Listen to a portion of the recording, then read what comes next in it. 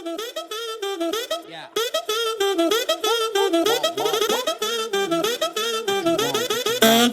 Yeah. Come and never sleep on me. Eyes on my chain 숙여 너의 고개를 what you looking at fool 너의 눈 허리 멍청했고 find your comfort from another yeah. I go low like undercover yeah. Wanna know my name 죽지 않은 일은 위에 부어버려 기름 guess you can even guess me cause I'm baby high low로 확실해 not like maybe Devil let me welcome to my palace 찾지 않아 Alice you just keep on wonder You just keep on wonder 찾지 않아 Alice 버려 너의 memory I just pop a bin Danny have been 나는 걸어 Boeing 747 날개 위 What's up, everybody? So we back one more time. We're on the third Daniel Craig movie. Before we even get started, before I let these two very, very special young men even say a word, like, hit the subscribe button. All right? Share. And share. If you watching this and you ain't subscribed, then you stealing. All right? I'm just being frank with you, all right? Anyway, sorry about that opening. Welcome back. Car, would you? We on Skyfall now. You got me, Jonathan Lonham. We got my lovely wife. Michelle Lynham. Got my boy in Savannah, Tennessee, the one with the bald head. Caleb Mabry. Nah, it's me, Colton Flat. And we got the one that looks like a heartthrob, Caleb Mabry. Oh, And together we are, for your ears only, a Bondcast. And we are on Skyfall. Skyfall. So, Colton, starting with you. What was your feelings on this movie, my boy? Great action sequences, a lot of good cinematography. Bond looks great with stubble. I got problems with the movie, but for the most part, I enjoyed the wild ride. Caleb? Yep. Great looking movie. I think that is what most people take away from this movie. And I've got issues with it, but like it isn't until after I've watched it and like a few hours have passed and I start thinking about the plot. But like while I'm watching it, it's fine plot wise. Like, yeah. Like I buy everything, I guess is what I'm saying. Yeah, I agree with you. There is so many plot holes in this movie. Like, yeah, there's not enough dirt in the world to fill up the holes of the plot of this movie. Michelle, my lovely wife, what do you have to say about it, my dear? This is my favorite one. Is it? Yes. Cool. It's my favorite. This is a good one. Like, so, yeah. I know I stand alone in that, but I can remember going to see it and how it made me feel when I saw it, and I can't say that about any of the rest. So okay, so I want to give you a little personal background for this movie with me. So I actually went and saw this movie with David Sandusky, Colton. Oh, David Sandusky. Me and him went and saw it at the theater in Savannah, and I literally walked out of that movie theater thinking this is the best Bond movie I've ever seen. Now, it's hard to imagine, but guys, I really was on the Daniel Craig hype train back in the day. I loved, at one time I would have probably said he is my favorite Bond, which is not something I would say now, but yeah, this movie I really did like whenever it first came out, and I liked it for several years after that.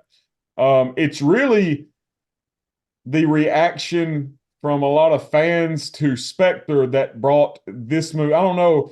I love Skyfall, but like I love Spectre too. Spoiler alert. And it just irritates me that everybody talks bad about Spectre, but they love on Skyfall. So somehow I have like channeled dislike into this movie for whatever reason. I don't know why. That makes sense. Now, yeah, I get it. But like, I mean, I still do like Skyfall.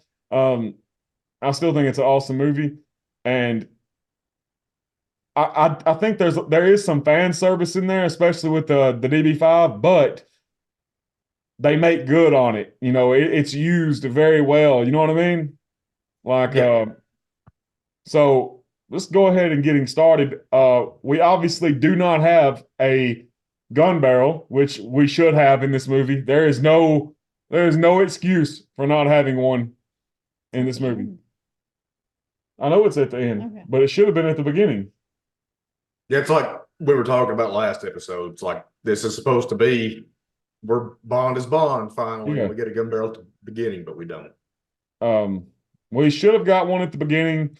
Of course, this is the last movie when we will do the gun barrel at the end. Thank Christ, because I'm so glad we're done with that. Go ahead, Colton. Oh no, you said thank Christ. I went. Oh, so what do you think about the opening with Daniel Craig with the gun in the hallway? It looks great. I love how the light shines on his eyes. I'm like, this is artsy. Yeah. Even though it's simple to do, I'm sure. Actually, that's one of the things that I read that Sam Mendes, that's one of the reasons why he didn't want to put a gun barrel sequence, because he thought that opening the movie up after a gun barrel with Daniel Craig coming down the hall with a gun like that, he thought it would be like, you know, a little bit too much, or like too much similar to a gun barrel. But Yeah. I think it would have been fine. I think it could have totally worked. I think they could have found a way to transition from the gun barrel to that shot. Yeah, that could have worked. That's what they should have done. Well, if he's trying to be sneaky and he shoots in the gun barrel scene and then walk down the hallway, like maybe if the gun barrel sequence was silenced and then go into that. That would be cool. We have never. I don't think we have not gotten a gun barrel with a silencer. Well, you guys know that noise just sounds great. So Yeah, I agree. And hey, guys, I think that was pretty forward thinking right there. Good job, Colton and Caleb. Thank you, Caleb. So what about old Ronson? We see a fallen MI6 agent, and M pretty much says, "Hey, you got to keep on going. You can't stop and save your buddy." That really pissed me off. Yeah, and so basically, they're after the what's the list called? It's just called the hard drive at this point. Oh, okay. Yeah, they just refer to it as the hard drive. Basically, it's like the knock list from Mission Impossible. It's got everybody, like all the agents in MI6, undercover on it. Which, if you think about it, that's kind of a stupid thing to have. I mean, that's kind of like asking for somebody to steal it, is it not? Yeah. I have a stupid question, John. Did you say knock or knock? Knock. Okay. NOC, not knock. I'm not a Yankee. Okay. I was just making sure you didn't say knock. No. Just making sure. I'm sorry. You're good. You're good. So, of course, we get a young lady coming to pick Bond up in a Range Rover. So, what about her? What do y'all think about Eve as we know her right now? She can drive pretty good, and she's smoking. I like her. Yeah, I love her. It's we can say that she's Moneypenny by now. Yeah. I assume whoever's listening to this has seen the movie. Yeah, surely. But I do like this twist on the character. She's actually getting to work with Bond out in the field, but not only that, like she's actually handling guns and doing the driving and stuff like that. It's pretty cool. So, have either of y'all read the Dynamite Bond comics? I have them downloaded on my iPad. I have not read them other than part of the Casino Royale one.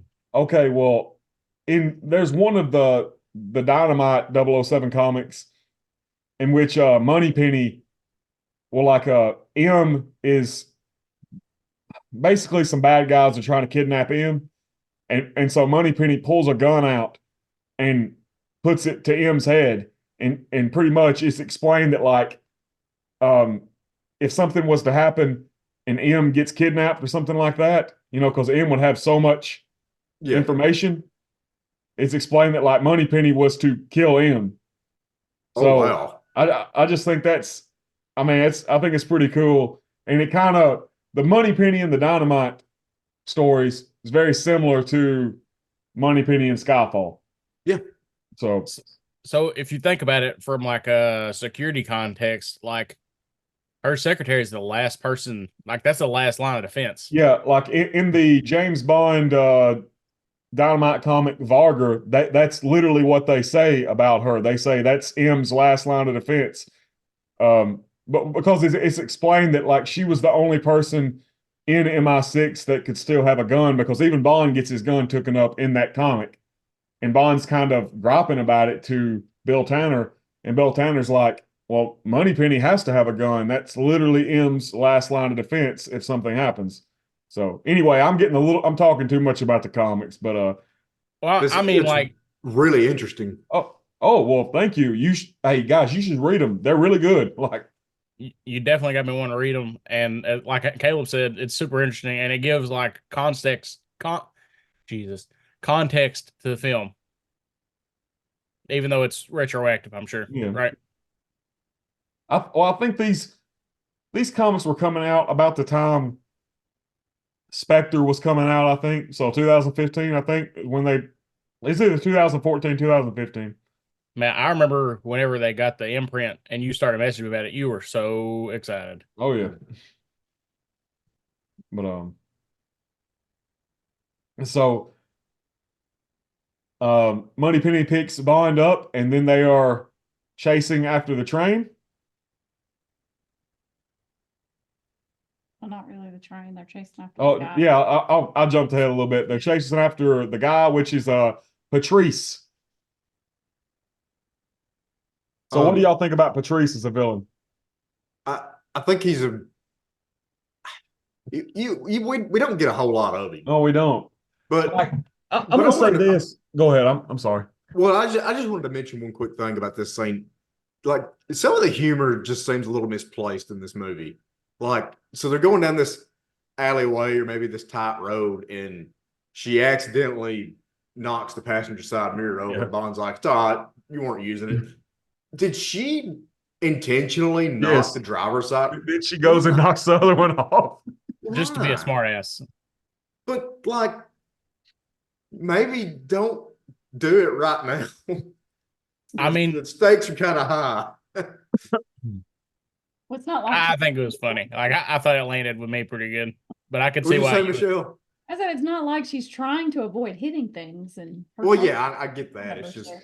I don't know. It just felt kind of out of place. I think it builds their chemistry. Yeah. Him being a smart ass and her being a smart ass. So. Yeah, I Exactly. can see that too. I'm sorry I cut you off, Michelle. You're fine. Don't let it happen again, bro. I honestly I didn't even hear her, man. I like seeing Bond on a dirt bike though. Yes. Yeah. That was really cool. Very I mean, badass. anytime James Bond drives a motorcycle, it's good. We didn't really start getting that consistently until like Tomorrow Never Dies. Yeah, I think the closest thing we got was Connery on a three-wheeler, and Yeah. that was not good. So it was Brosnan's tenure where we really started getting motorcycles a lot. Yeah. GoldenEye, Tomorrow Never Dies. I got the I forgot about GoldenEye. My bad. got But the GoldenEye's my favorite snowmobile one. and Die Another Day. Timothy Dalton was supposed to be the first, right? Yep. Yeah. But But I do like this action sequence, and which leads into the dirt bike chase. I love all that. It's all shot really well. I'm gonna The say fact this that about Patrice, man. I don't know.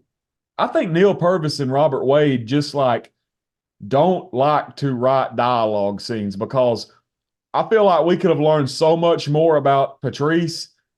I mean, like, could there not been something besides him just like not saying a word? That's right. He doesn't say a word. Even Like- when Bond is holding him out of that window, and Bond asks him like, "What happened to the list?" Nothing. And like, I mean, even Bond in parts of this movie and other ones, I mean, it wasn't until No Time to Die that Yeah. it felt like Bond actually would talk. Like, Open up a little bit. Yeah. yeah, like, and I mean, people say what they want to about this woman, but I mean, I think she actually helped And it's what is that? I never can remember her name. What is that lady's name? She was in the Okay, indie cool. movie. She Yeah, does I'll that get show it for you. Fleabag. Yeah. Oh my gosh. What is I it? know What is her you're name? I know who you're talking about, but I don't remember her name. Katie loves her.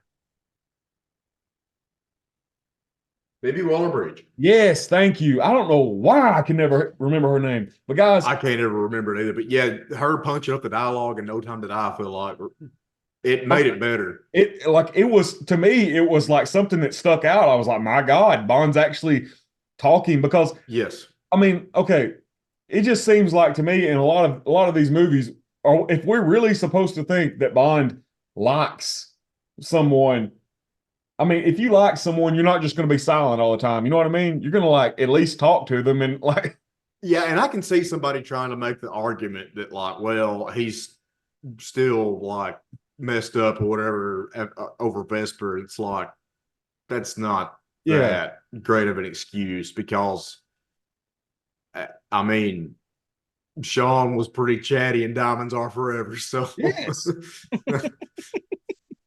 Anyway, for I know. better or worse. Definitely worse.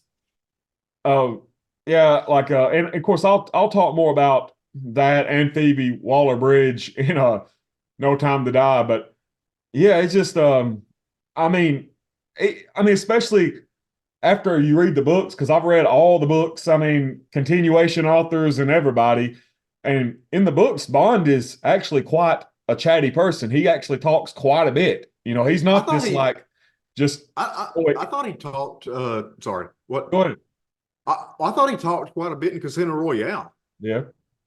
Like it's a pretty I think his frequency of talking in Casino Royale is there's a contrast between it and Quantum of Solace. Yeah. It also shows how cocky he is in Casino Royale. Like it helps develop his character really well. It does, yeah. So anyway, where we at, show? We're on top of the train. So and he gets the caterpillar. well, before we get on the train, what about the way that Bond gets on the train? And the excavator, that's No, I awesome. mean, I'm Oh, the talking dirt bike. about I'm sorry, yes. on the bike, and then Yeah. like, you know, every time I watch him like fling himself onto the container, like, man, that hurts. It's got to have hurt. Like, Yeah. even for the stunt man, you know that hurt. Like, So my go takeaway ahead. from that scene was if you guys didn't pay attention, the bike stands up. And like as the train's pulling away, like the bike lands and it's still standing up. And then you cut to the frame of Bond from the front and the bike's gone. okay, Yeah, I was about to say it depends on what shot you're referring to because it changes position between shots. But I noticed something during this most recent viewing. Moneypenny is using a Walther PPK, and we talked about it a couple episodes, maybe. And I think Jonathan, you said that it's unrealistic for Bond to have a PPK, and I was, you're like the P99 should be standard issue. And I was like, well, yeah, probably, but like in Bond's case, he gets to decide what gun he uses. And then I saw Moneypenny with a PPK, and I was like, I guess that's standard issue. That is unrealistic. yeah. I mean, especially when I mean, guys, okay, to give you an idea of how old the PPK is, Adolf Hitler killed himself with a PPK Yeah, it's a in World War II era 1945. Like, German-made supposedly. handgun. What'd you say, Colton? I'm sorry. Supposedly. that was for all our conspiracy theorist listeners. That's just a little teaser for our upcoming conspiracy episode. Our Urban Legends podcast. But yeah, like I'm gonna be honest with you, James Bond would be if James Bond was gonna use a Walther these days, he would be using a P99 or what is that other one, the PPQ. Whenever I used to work at Rural King, they had a big poster of the PPQ, and I mean, we sold it there. And I always wanted them to give me that poster, but I quit before they did away with the special or whatever, and I never got it. But honestly, he would probably be using something pretty basic like a Glock. yeah, you're probably right. Which if you read the continuation novel on his Majesty Secret Service by Charlie Higston, he does use a Glock. That's his. Well, that's his like standard issue. Yeah. Really? Does Mhm. his dog chew it up in the book? What? That was rough, man. You shouldn't have said that. I said, What? does his dog chew it up? Oh, In his oh, I heard you. I was telling Caleb. What is that? He's making a reference to a Glock being plastic. Yeah. Well, is it polyurethane? Yeah, it's like Yeah. something like that. Like Paul. Anyway, I've Shane really jammed up this conversation. Shane Colton. oh, ha ha. Well, that wasn't even a joke. That was me literally talking about messing up the flow of the conversation. We weren't talking about 1911. Anyway, Anyway, so I do like this next scene with Bond using the track hoe. I really like that because, we didn't have a track hoe whenever I was a kid, but I mean, I remember growing up and seeing track hoes all over Savannah. So just to see James Bond driving something or utilizing something that, that I saw all the time whenever I was a kid, something, it's kind of cool. I want to point something out though. So y'all know where the cylinders are on the boom and the stick. They've bolted or welded like grates for the stuntman to walk on. Those aren't there in real life. Yeah. I didn't figure they worked. They look really tacked on. Well, for somebody that doesn't know, it probably doesn't stand out, but I just wanted to point that out. And also, maybe it's just like a regional thing, but the cab is on the wrong side. Well, you got to think this is in Istanbul, Yeah, Turkey. That's why I was like, maybe it's regional, but Yeah. Anyway. What did you think about the scene? I like it. Yeah, I like it too. And like, guys, I love it whenever, Bond uses the bucket. Yeah, to, get on to the next train and he gets off and he's adjusting his cuffs. Like that's awesome. Oh, one thing we skimmed over, we actually say Bond gets shot for, I think, the second. This is the second time in the series he's ever been shot. So he got shot in Thunderball. Which is one. Did he get shot again anywhere else? I don't think so, unless do you count the tranquilizer dart from Goldfinger? I don't. And Goldeneye? I wouldn't. Well, like I'm just talking about bullets. Like yeah, me too. So yeah, second time I'm pretty sure. Yeah, it's kind of interesting, and that sort of thing stands out to me for some reason. I don't know why, but it is. Like well, I'm gonna be honest with you, man. This when he gets shot here. So I was actually, I don't know if I watched something or I read it, but it was talking about how, okay, and I know I'm jumping ahead a little bit, but you know how he still has the shrapnel in him, like months later. I mean, whenever he finally gets it out, he's already back at MI6. Right. Okay, I read something that said like if Bond had left that in there and then had got it out himself using a knife, like it would have caused, like, first thing, just leaving it in there that long would have already caused a lot of problems. And then it probably would have gone septic. Like, yeah. I think that's what they were saying in that article. It's been a minute. It's been years since I've read it, but they were talking about like just the myriad of different medical issues that would come from having that and using a pocket knife to get it out like he does. Well, the only thing I can think of is maybe when Bond washed up on the beach, he got it disinfected. But like, if you're going to go that far, then just get it out at that point. Yeah, I mean, so yeah. Well, I don't know. I had a friend who was in a car accident, and I know glass is different than whatever bullets are made of. But that glass works its way towards the surface. And so when it wasn't causing problems to start with, as it grew out, it caused more problems. So maybe that's what happened. Okay. So, so what do you think about the whole fist fight between Bond and Patrice? I like it. And man, that part where Patrice has got Bond, like holding him up, like getting closer and closer to the top of the tunnel, man, that's so intense. Like, and then of course the tunnel ends the last second. Bond's fine, but like I just think this whole opening sequence or pre-title sequence, if you want to call it that, is just done really well. It really is. It's honestly, it's probably one of the best pre-title sequences. Yeah. And I mean, I feel like we're spoiled with James Bond pre-title sequences because a lot of them are really good. But man, this is the top tier one right here. It is. And I was going to say some pre-title sequences are better than the actual overall movie. Yeah. Yes. No Time to Die. Anyway, Yes. What? anyway, moving on. So I will say this, man, M should have. I mean, I know we wouldn't have the movie if M didn't do what she did, but I mean, she should. I mean, by this point, M should know James Bond's going to do what needs to be done. You know what I mean?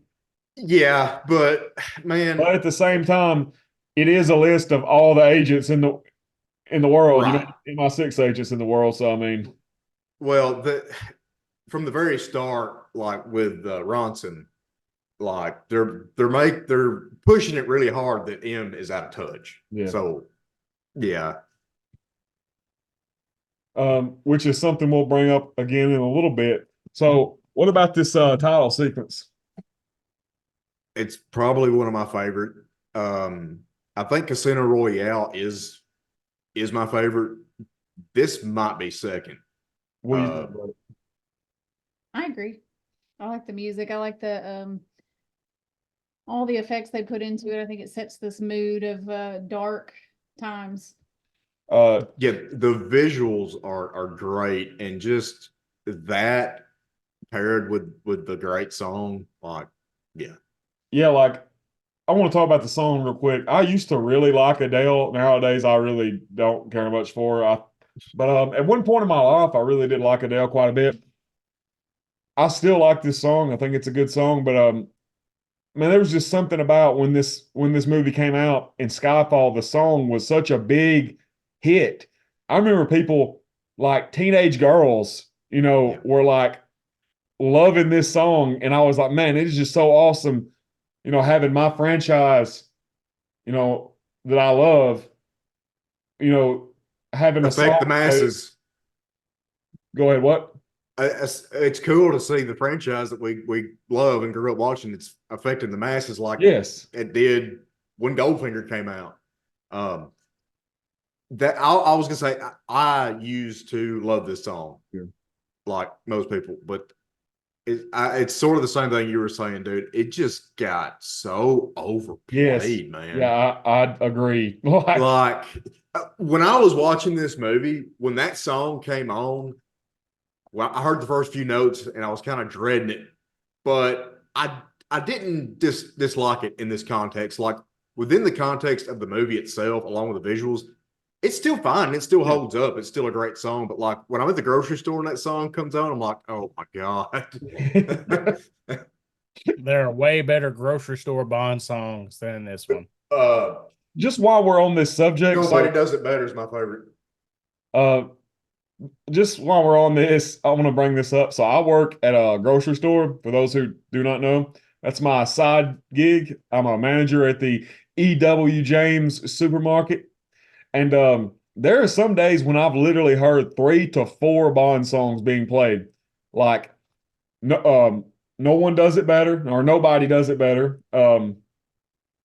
All Time High from Octopussy, like Live and Let Die. Like, I mean, A View to a Kill. Those are some songs that you hear quite a bit. And whenever it comes on, you know, I just have to tell people, hey, this is a Bond song, and they're like, all right. Like we know, Jonathan, you've told us 3 times this week. No, I'm kidding, John. I wasn't trying to be like that. It's just a joke. He really is like that. Do what? He really is like that. He probably does tell them repeatedly.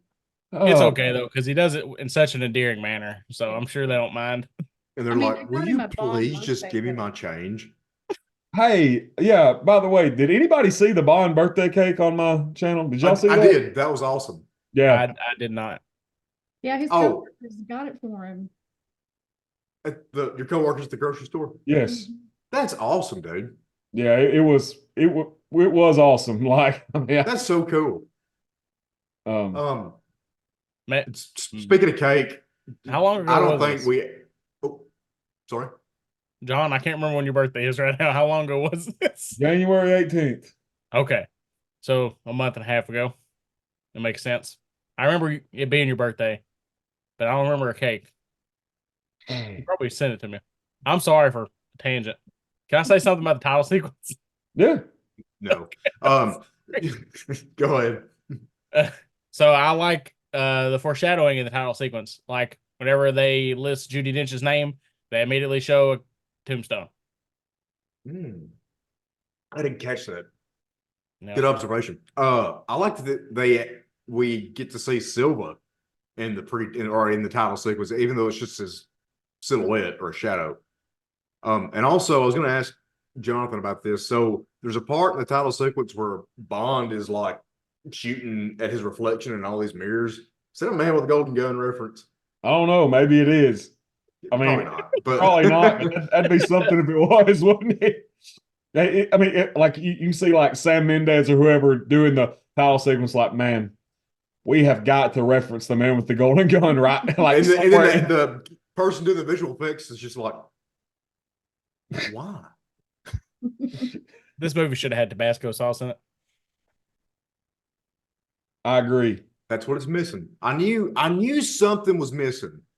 A little too white bread, needs some flavor. So, That's right. so what do you think about and we're at the obituary, right? Mm-hmm. So what do you think about Bond's obituary? So I was too far away from television to read it. I just saw that it Commander James Bond. And this actually comes from the novels. James Bond did have an obituary that was made in the novel You Only Live Twice, when Bond is presumed dead after the mission in Japan. So that actually does come from Fleming. That's awesome. And That's really cool. also, I want to say this. So, Caleb, you're aware of the codename theory, right? No, I've never heard of such a brain dead theory. Enlighten me. So, for those who don't know, which if you're listening to this podcast, you probably know what the codename theory is, but really basic rundown of it is some people some people say the reason that it changes actors is because James Bond is just a code name. So they're not all the same person. It's just different people using the code name James Bond, and it doesn't hold up at all. But this movie literally does prove the code name theory is not existent, because you literally get James Bond's parents' graves later on in the movie. Unless they're doing some MK Ultra Yeah. stuff Yeah. to their agents, which I highly doubt. That is the only way that theory holds up after this movie. Also, with I can't remember how to pronounce Javier Bardem's character's last name. Raul Silva. Okay, Silva. So with Silva's character, he says that he was active working for M from what, 87 to 98, yeah. or is it 89 to 90? I don't know. I wrote it down. I think it's 89 to 96. I think it's 80, yeah, something like that. Well, if he was active then, was it Robert Brown? Was he M then? Yeah, he was one of them. So yeah, in at that time, 95 Robert is Brown when we was get M. Judi What? Dench. In 95 is when we get Judi Dench. Correct. So that timeline wouldn't work with the series of events in the Brosnan novel. So that's just another thing that disproves the codename theory. Right. Yep. I'm glad you're on board. Well, I mean, guys, we could literally make an episode of this podcast where we just talk about all the things that prove the codename theory wrong. I mean, guys, I don't even get riled up when people bring it up, because literally, if you just watch the I get movies, fighting mad, dude. like if you just watch the movies, the evidence is there. I mean, you know what I mean? Like, Yeah. I hate to say this, but my mother brought that up one day. And I was like, Mom, listen, you can't be a fan of the damn code name theory now. Like, No. anyway, back to what we were talking about. So we get Judi Dench doing Bond's obituary, and of course, we see Gareth Mallory. So what do y'all think about this man, Ray Fiennes? All right, I see. I was it looked like Colton was going to say something. I'm sorry. It's okay. Go ahead. I didn't really like him when I first saw this movie. I just thought I thought he was a jerk. And like Bond says later, he's just a bureaucrat. Yeah, but I mean, we are supposed to think he's a bureaucrat, but then like halfway through the movie, especially whenever Moneypenny tells Bond, says, well, he was captured by the IRA and held, as a hostage. I think that's when Bond's like, all right, so this guy isn't just a paper pusher. He's actually seen action. He's kind of like me in a way. And I think after that is when Bond's like, all right, I'm going to give this dude a chance. So right. But I was going to say, and this is spoilers for Spectre and No Time to Die, but like, I think he's a great M. I think he's a great replacement. I mean, it's hard to top Judi Dench, and I don't think you ever will, but he's a good second choice. Yes, I love him as M. Like, yes. I mean, guys, honestly, I would be fine with him coming back. Dude, I hope he does. Like I was gonna say the same thing about Moneypenny. I hope she comes back. Yes. Too. Like he even made the comment, like, I can't remember who he was, I think he was just talking to an interviewer, but he said, they need to pick a Bond, and then they need to send the guy they picked to us so we can, get the actor to be a good Bond, basically saying, that he wants to still be in the franchise, which, I mean, if Judi Dench's M can straddle two different continuities, hey man, they've done it before. Yeah. All right. What do you think about him? I agree. Yeah. Bring him back. Him and Moneypenny. Yeah, and but so pretty much when we first meet Mallory, he's pretty much telling Judi Dench, he's like, yeah, you need to resign. You need to quit. And M's like, I'm not gonna quit, leaving the department worse off than I found it, so I'm staying. She says, I'll leave when the job's done. Yes. Yes, I'm so glad you brought that up. I love that line. Because Mallory says, if you leave now, you'll still have your dignity. And she says, "The hell with dignity. The hell with dignity. Job's done." That's a pretty badass sentiment. You know what I mean? Like it is, and it occurred to me after she said that, I was like, man, her and Bond are a lot alike. And I think that's why they butt heads so much. I mean, that's something Bond would say. You know what I mean? To hell with dignity. Whenever the job's done, that's when I'll leave. Yeah. I really like that part. So then Tanner gets his call that somebody's trying to decrypt the hard drive. Yep. So we get Rory Kinnear back in this movie as Tanner, and so someone's going to try to encrypt the hard drive. So of course they're on their way to MI6, right? Yeah, they're in the car. And they're stopped on the road, and we get the building blown up. Do you want to talk about the little flash GIF or whatever that M gets on her laptop? What does it say? Think on your sins? Yeah, which that's fine. Like the text, I have no problem with that. But the little animation, that's a little over the top. It was, wasn't it? Yeah. No, it's not too much, but it's like it just didn't fit. So of course, while all this is going down, we see our boy Bond is actually still alive, and he's enjoying death by. Go ahead. I was just shocked that he's still alive. Yeah, I know. Imagine going to a James Bond movie and having him survive something that happens at the first part of the movie. Yeah, I know, it's crazy. They've never done that before. So he looks rough. Yeah. Yeah, he does look pretty rough. So pretty much he's kind of like just living aimlessly now. Like just drinking and Drinking beer. drinking beer. Just kind of like just drinking and indulging in like women and as we can see, he's still trying to get I guess he's trying to get adrenaline rush or whatever by doing the Scorpion game. Yeah. So was he drinking Macallan there? It didn't say. I would assume that was tequila. But Okay. All right.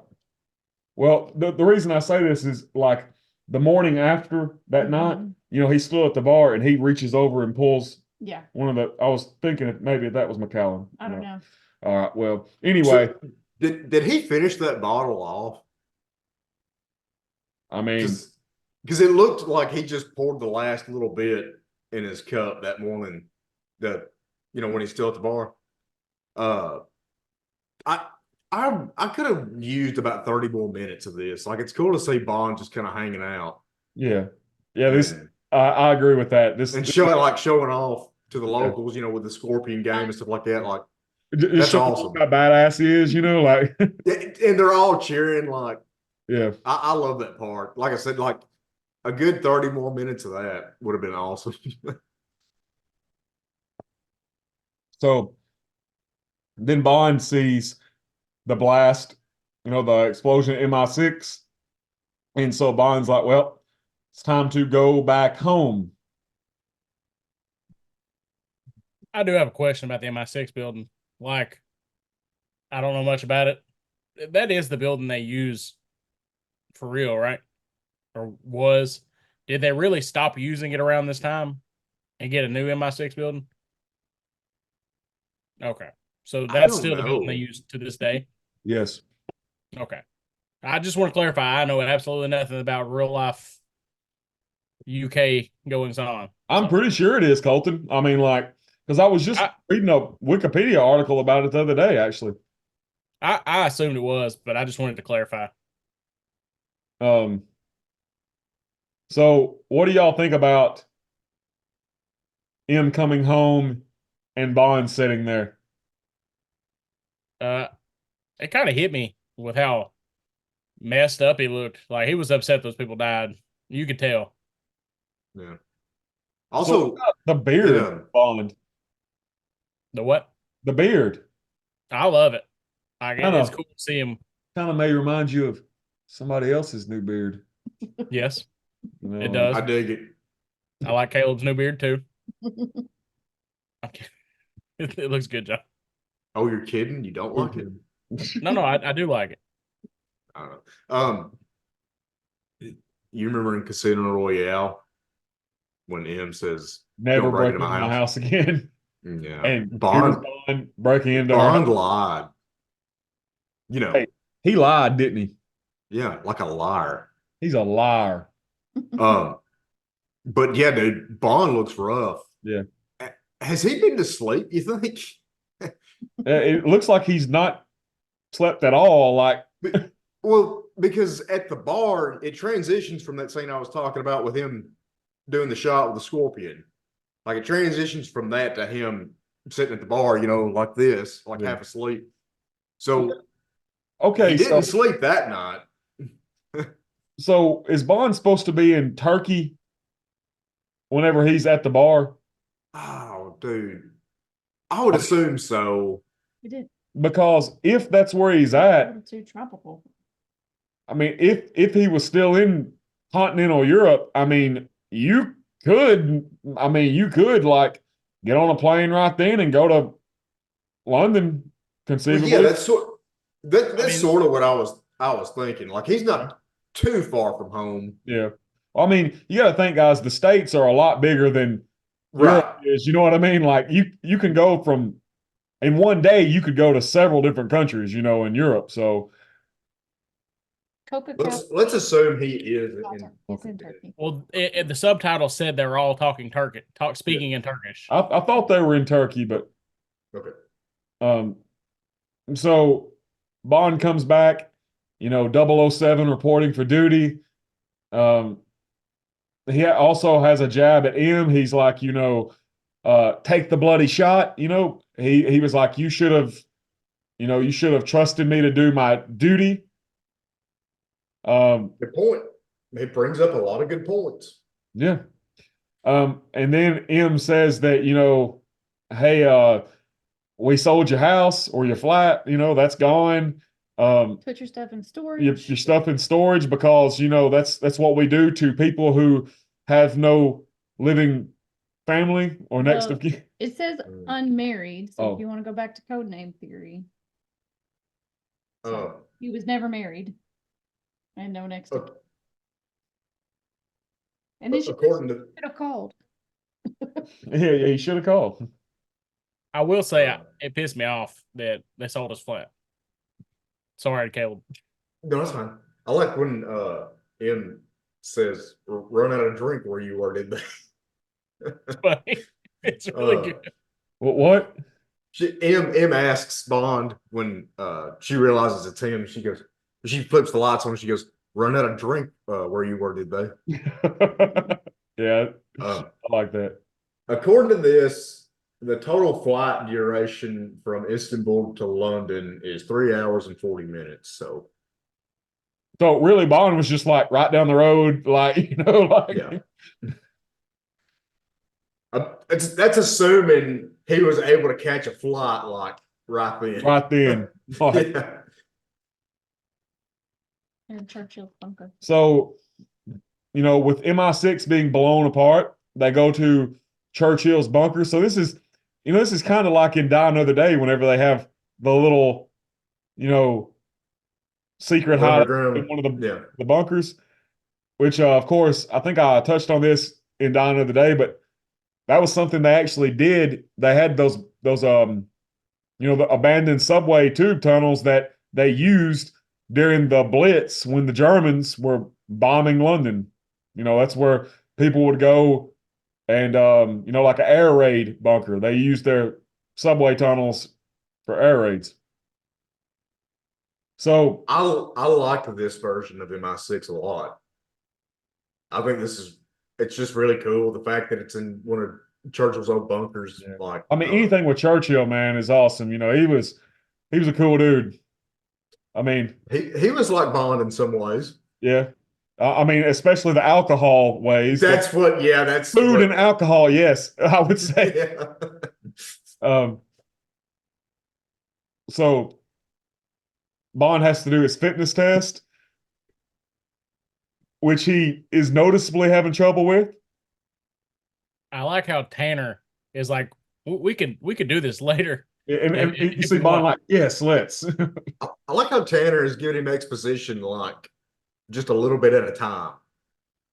Like he says a thing and then I guess he just waits until Bond moves on to the next test and then he'll continue. It's just, I mean, it was a stylistic choice, I guess, but it is funny when you think of it that way. Like, yeah, he's just giving him a little bit of information at a time. You can tell Bill's the chat box in that friendship. Well, it's painted really clear here that they're good friends. Just the way that Bond's not really talking, but I guess the way Tanner's talking to Bond, like you can tell there's a friendship there. You can tell Bond's had people to talk to, and Tanner's missed his only friend. That's a good way to put it. Yeah, I like that. Dude, I've been having to talk to M. Oh my God. I've been talking to M and this new Money Penny girl. Bro, I've been drinking Stella Artois with my cat. That's it. That's all we do. Yeah, Colton, I like the way you explained that. Good job. That was yeah. But well, I mean, we've talked about this before, but in the Fleming novels, Tanner is supposed to be Bond's best friend in the service. That's I mean, they go play golf together and play cards and drink beer together and stuff like that. So do they go to Blades? That's more of a thing with M. That's Bond goes to Blades with M. Bond and Tanner go to like golf courses and stuff, country clubs and stuff like that. bars, pubs, But so where are we at now? Well, he's getting his psych evaluation, and he's got the word association from the psychiatrist. I love this part. Yeah, that's Hey, one of my favorites. Yeah, like this is one of my favorite parts. He's like gun, shot. But when he gets to M, bitch. Like no hesitation whatsoever. Like he had that one. He had that one cocked and loaded. And what I like is whenever Mallory looks over at her, like, Yeah. What about murder? Like kind of gives her the eyebrow. I like you can tell that this is not going to go the way that they want, like right off the bat, because I think the first thing he says is day, and then Bond goes wasted. Mhm. And I do like whenever Bond gets up and leaves after the dude says Skyfall, Bond says done, and he gets up and Mallory says, well, this is going well, or whatever. Yeah. But it was not. Yeah. It was not going well. So we are also shown that Bond supposedly passed, of course we later on find out he really did not pass. M just kind of, passed him on because she knew that he could do it. I wonder if it's because she knew he could do it, or if there was literally nobody else. Maybe a little bit of both, I think one of the reasons is she knew Bond would have an emotional state, because she says, if you find Patrice, take him out for ransom. And then Bond says, with pleasure, I think, or something like that. Well, And, I mean, I think we're also like, I think one of the reasons that M passes him through is because, she made an error of judgment earlier. You know what I mean? yeah, Now, Bond lived through that. Then it's like, well, you know what? I'm going to trust that he can do this. But I mean, also with what Colton said, maybe he was one of the only ones that was actually an active agent left, because Oh, dude, I didn't even think about that. That's a good point. Because I mean, I guess she could send Tanner. Maybe. And it's like, please no. I have a cat at home. I've never shot a gun. In the wow, I want to. that was bad, dude. I want to point something out. The way Bond touches Tanner's laptop screen with his finger, that pisses me off so bad. I don't know why. Every time I see that scene and Bond just pokes the screen with, like, you don't do that to an LCD screen laptop. Hey, but I will say this: y'all talking about Tanner going on a mission, and I think it was license renewed by John Gardner. Bond and Tanner team up and go take on a villain themselves. So that's pretty cool. Yeah, it is pretty cool. Like, I mean, just the idea, Bond and Bill Tanner, suiting up, getting guns, But anyway, So this is when he gets into his shoulder and takes out that. Yeah. So he takes his pocket knife, his unsanitized pocket knife, and proceeds to cut into his flesh and get the uranium. What is it? Depleted uranium round. Depleted uranium. Yeah. So does Bond have Nuclear radiation now? It's like there's just so many things wrong with this scene. Why couldn't it have just been a bullet? Yes. Why couldn't Tanner have walked in while he was doing that and been like, "What are you doing? We've got doctors here. And we got doctors right down the hall." Like, what? Yeah, like you don't have to do that. Hey, it's like we got doctors down the hall. Is that uranium you have in there? Like, I mean, and Jesus Christ, why are you like? Now we're all gonna have radiation poisoning. It's like now we got to quarantine the whole bloody office now, Bond. Now we got to move again. Hey, it's like and not to mention the bloodborne pathogens that are all over the place now. But Yes. I will say this though, just because what you just said about the depleted uranium, what difference does it make about the damn bullet? That literally does not have any bearing on the story. Like, It does. I mean, they use it to trace dude down. Yeah. Oh, okay. Damn. That's Yeah. I'm such an idiot. No, true. Yeah, you just because missed the Tanner was part. like, It's okay, The reason John. they have to keep it quiet is because they're not quite sure where this information was going. So they're keeping it on the down low. And he says, get these analyzed Oh my God. for her eyes only. Yeah, dang, guys, I should just cut this whole part out because it makes me look like an idiot. Yes. You Well, can look like an idiot this time. Hey, well, all right. You are right. That does have a bearing on it.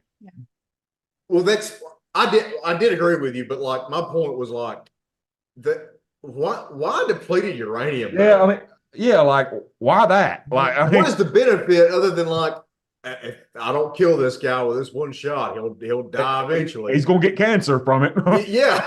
I mean, Well, I yeah. look at it as like, you know how like supervillains have like calling cards? This guy was probably a supervillain in his communities. That was his calling card. All right. But it Bye-bye. just helps MI6 and the CIA track you. He probably had he probably anticipated a shorter lifespan than he got. He probably Yeah, you're probably right. So anyway, and I just want to say you were all right there. Like that is why, that Bond was cutting it because they were wanting to keep it hush hush. Yeah, you're exactly right. Well, God, I'm that gonna just looks- I'm gonna correct myself too, real quick.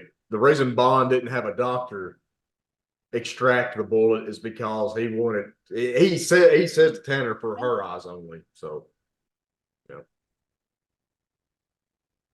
all right. So moving on. We're all stupid, is what I'm saying. Yeah, like I really had my moment there, guys. So don't hold it Well, against me. speak Well, for yourself. My stupidity happened at the beginning of the podcast. I knew all. I just wanted to make a joke. It's okay, Caleb. And so what about the new quartermaster, also known as Q? I like him. Yeah, I think he's a great addition to an already ensemble cast. And I said it last episode, I like how the dynamic is kind of flipped on its head. Like That's what she instead was of talking about earlier. instead of Q being old and wise, now it's Bond.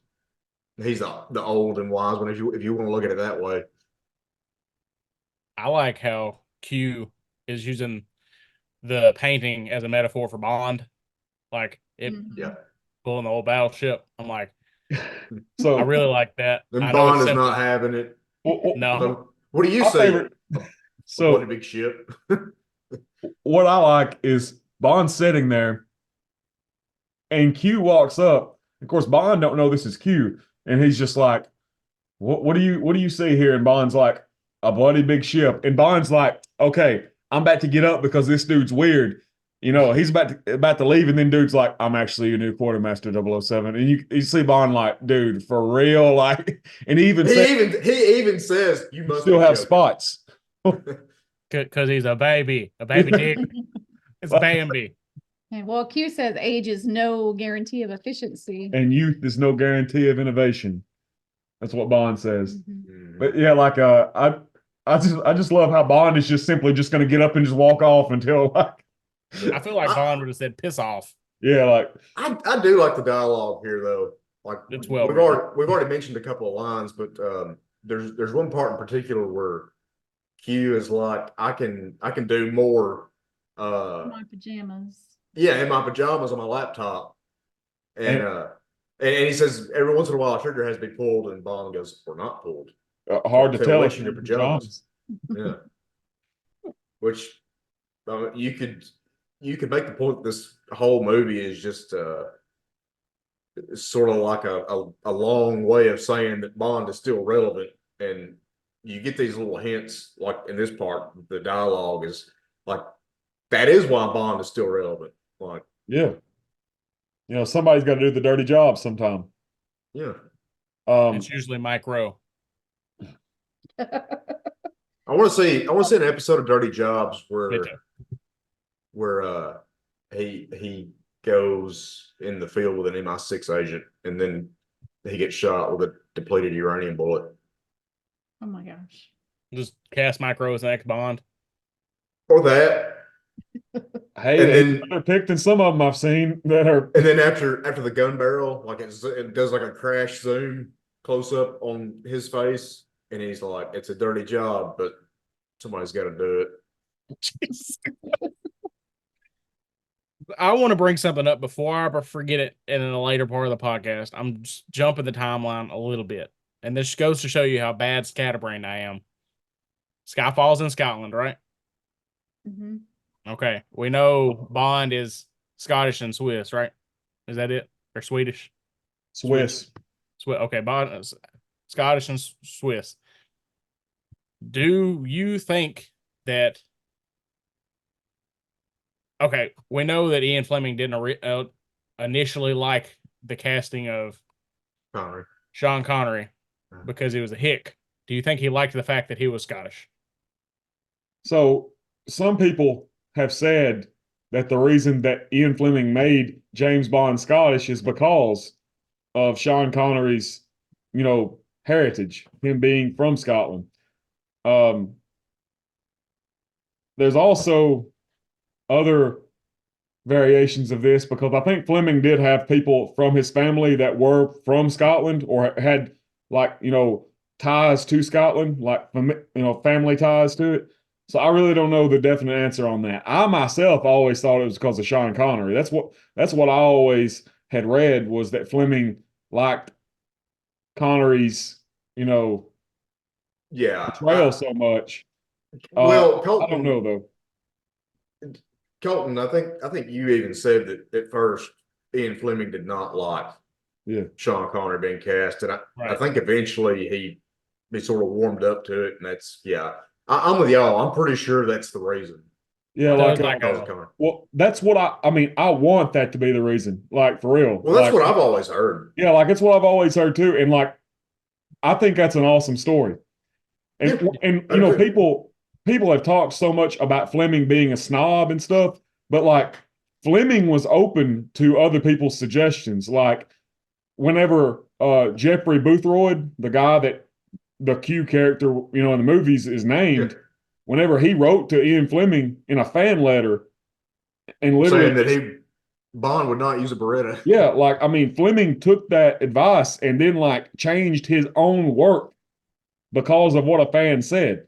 So I Right. mean, that's one thing I like about Fleming. Fleming is the dude that if there's somebody else that knows better than him, hey, he'll take advice, or he did take Right. advice. You know what I Yeah. mean? But another thing, since you mentioned that like he might have had family in Scotland, like that's essentially like being from Tennessee and having family in Kentucky. Like it's not beyond the realm of possibilities. Yeah. So but anyway, So Q gives him his gun. yeah. So he gets they say it's a Walther PPKS, but in reality, it's actually a Walther PPK.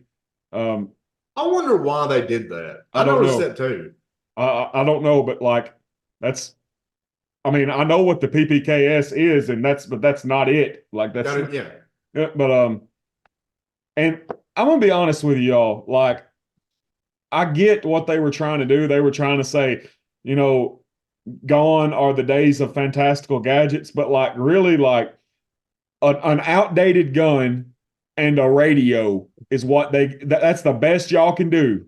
Well, I got a couple things to say. Not So exactly that Christmas. That's what he said. Not exactly Christmas, is it? Go ahead.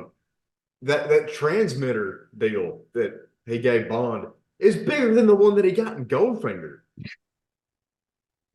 Yeah. Because the one in Goldfinger fit in the heel of his shoe, remember? Yep. And also, I think the reason that the gadgets are a little lacking here is because you got to think,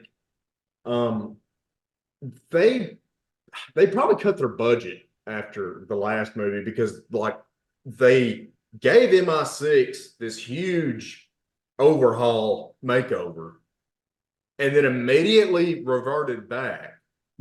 And I think it's another reason they're wanting to kind of push M out because it's like, we cannot please this woman. Yeah.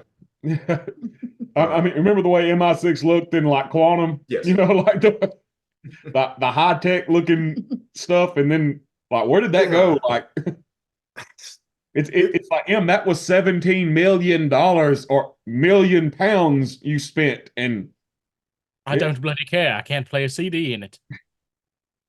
but yeah. Anyway, Probably why their firewall isn't that good and got hacked. yeah. We're on a Windows 97.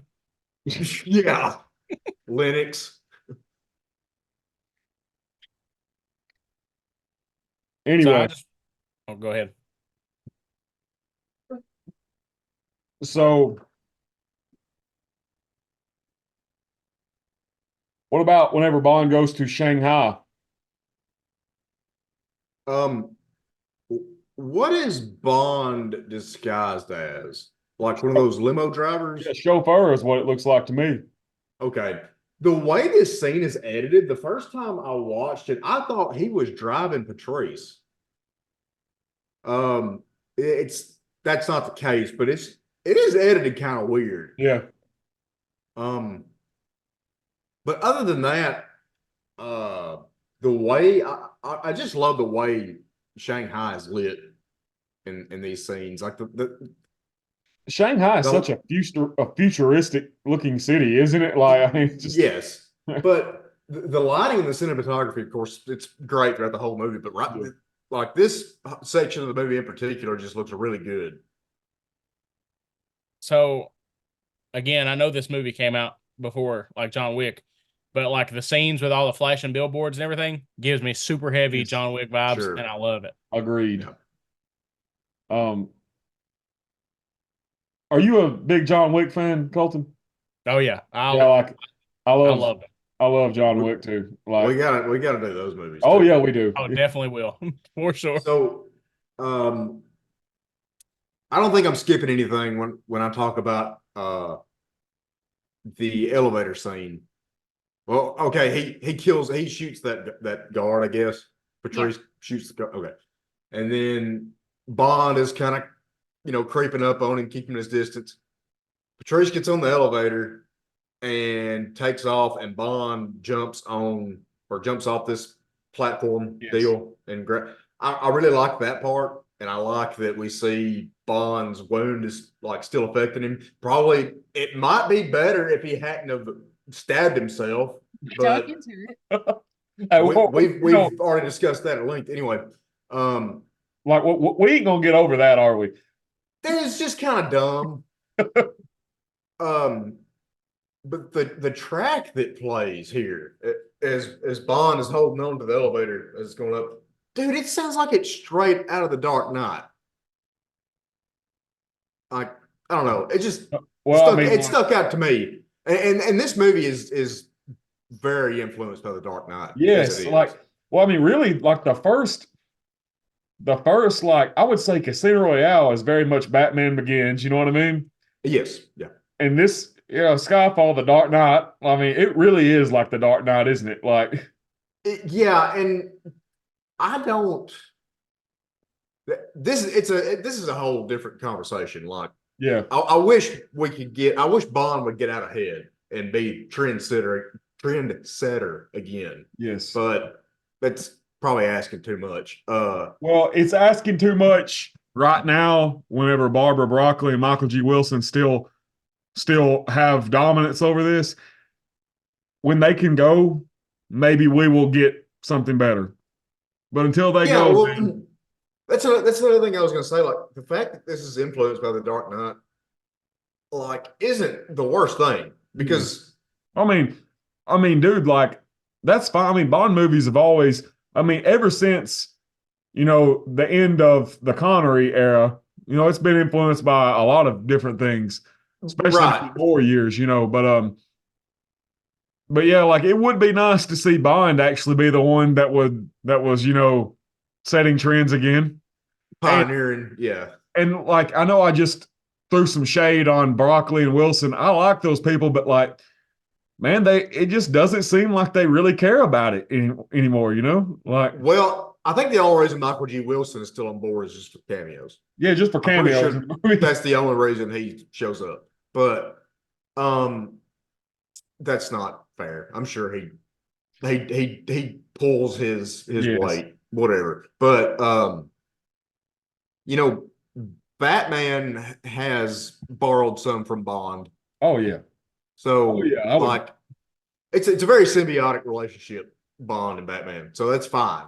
But my point was like just the way this movie is. That's very profound, I know, but like it's just the I think it taken from the Dark Knight benefits it. Yeah. Oh yeah. And Colton's not even here for this. Colton's not even here for this Batman Parallel to Batman. because Yeah. man, let me tell you, you know how Colton is about some Batman. You know what I mean? Like, I've got a feeling it's going to come back up though because Silva is. oh yeah. I mean, it's basically the Joker. So, in some ways. Yeah. So But one thing I will say, whenever Bond's holding on to the elevator, it gives me. I can't believe I'm gonna say this, but it reminds me of Diamonds Are Forever. Whenever Bond is hanging on the my elevator, gosh. going up to the White House. Okay, so the microdermal sensor in the grip, is that how you pronounce it? I don't know. Is that what I think that's right. I may be way off, but anyway, wasn't that also in Diamonds Are Forever? Or maybe it was there was something similar. Was it the little ring that Q had that was making slot machines? No. That was like a frequency based thing. Well, so there is a signature gun that's in License to Kill too. Oh, that's what I was thinking of. Why did I say Diamonds Are Forever? Anyway, I thought I was pretty sure we had seen this type of thing before. Yeah. So of course Bond shadows Patrice and goes up to the top, like one of the floors of a like this building, and Patrice is going to complete an assassination, which he does. And then Bond has a fight with him. And this is a pretty wild fight, like especially the parts when Bond is literally holding on to the gun and the gun is literally pointing at his stomach. Like, I mean, there's some pretty wild scenes in there. This is one of my favorite fights in the series. I've already talked about the cinematography and the lighting. Yeah, I was just about to say, man, the cinematography of this fight is. I did not know that it was possible to make a convincing, good-looking fight scene with silhouettes. Yeah, but they did it. Yes, and it's like at no point was I lost. I knew who was who. I knew what was going on. So that in itself is very impressive. My only gripe with this scene is the fact that I'm pretty sure that sniper rifle is a bolt action, but he keeps shooting it even though he doesn't work the action. So, and I also really like how they position that guy to be assassinated. Like they set him in front of this painting and reveal it, and then boom, I thought that was. That painting is by Modigliani. It's called Woman with a Fan. Okay. it was stolen in 2010. Well, we know who got it. Just thought that was interesting. So was it still stolen when the movie was made?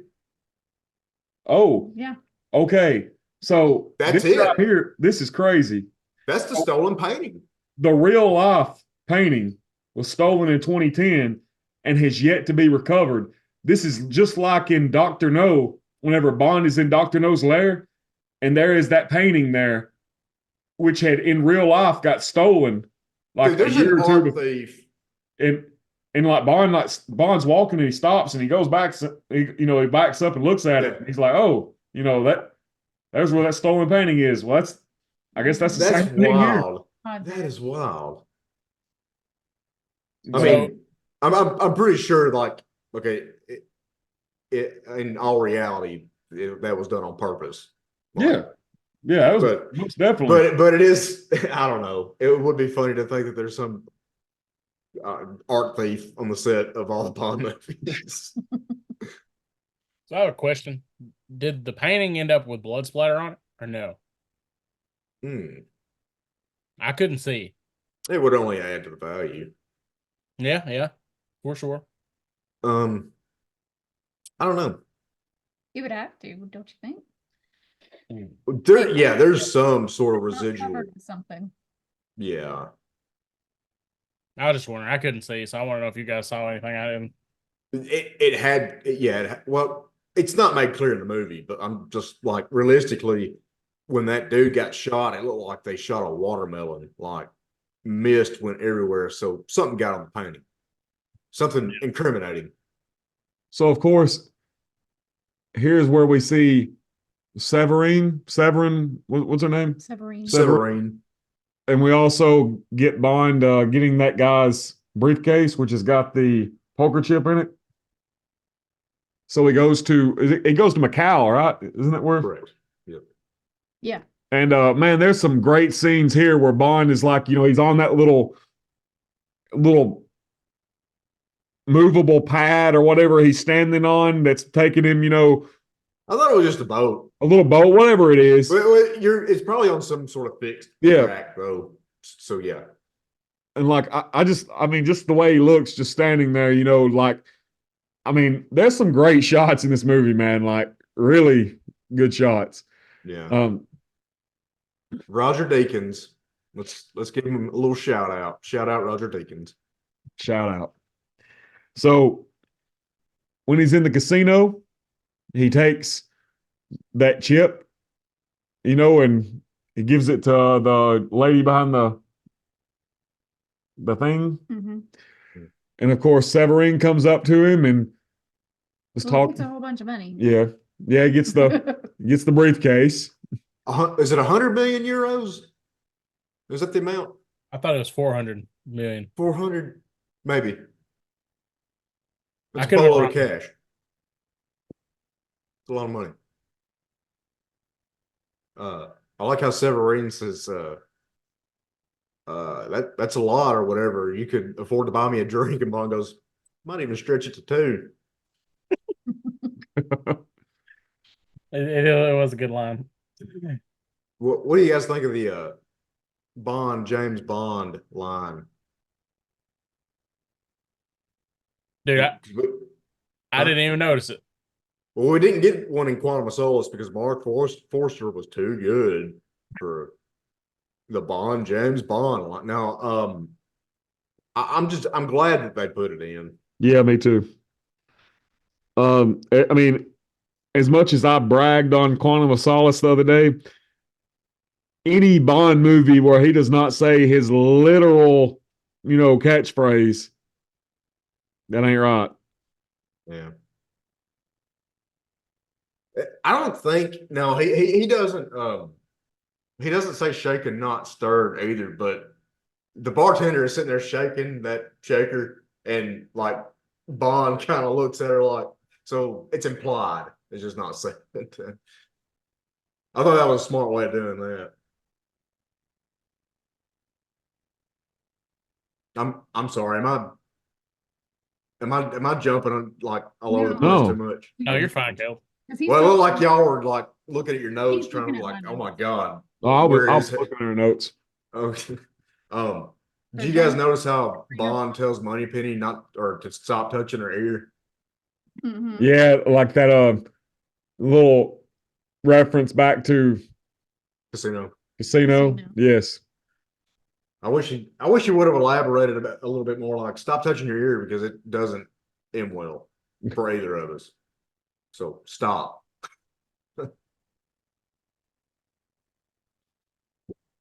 So Well, Severine lets him know she's going to be on Chimera.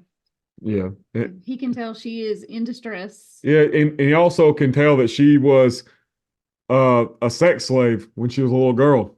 And he even makes the assumption you probably belong to somebody here. And he bases that on her tattoo.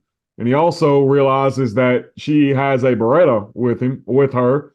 And she even says, well, what does she say? Handsome men with Valters or something like that? Yeah. Yeah, she basically says, I've got to carry one because of handsome men in tuxedos with Walters or something like that.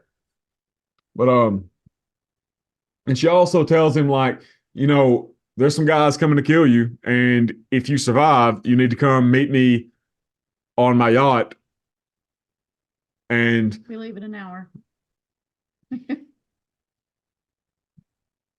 so then we get the fight, which leaves Bond going, underneath the Bridge. Yeah. Bridge.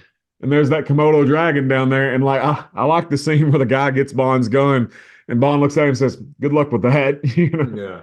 This is the Done? Oh, no, Bond doesn't. Bond doesn't he leave? No, it? yeah, he Okay, leaves That's it. what I wondered. I didn't notice. Bond is or Craig, I should say, is channeling his inner Roger Moore here. Yes. I get Roger Moore vibes from this Yeah. fight. We even get, I think we even get like an eyebrow raise at one point, or maybe two. Like, did y'all catch that? And there's also the part where he steps on the dragon. Yeah. Yes, which is yeah, live and let die. Come on, That's it's gotta be. very Roger Moore right there.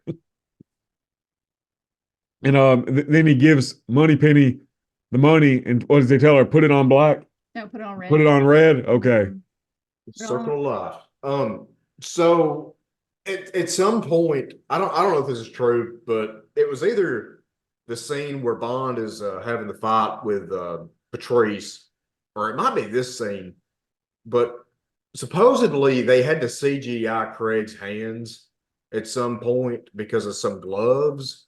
Yeah, you know what I'm talking about? Yeah, it seems like I do know what you're talking about. Yeah, like So I do remember that. Like, yeah, at some point on the set, Craig, I guess, found some gloves at a store and was like, hey Sam, can I wear these in a scene? And Sam was like, yeah, sure, I don't care. And something about the continuity, it didn't match up. And they had to say they either had to CGI the gloves on or CGI the gloves off. I can't remember, but I think it was CGI and the gloves off, wasn't it? Like, maybe.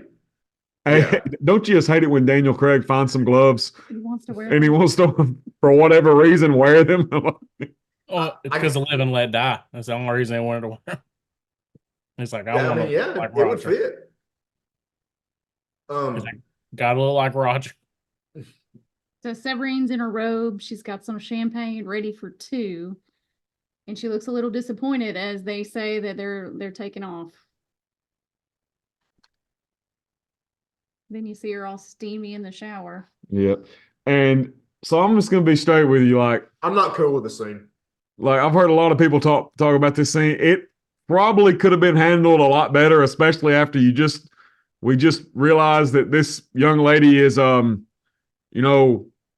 sex slave, probably been raped quite a bit throughout her life, and our Right. beloved hero is just going in and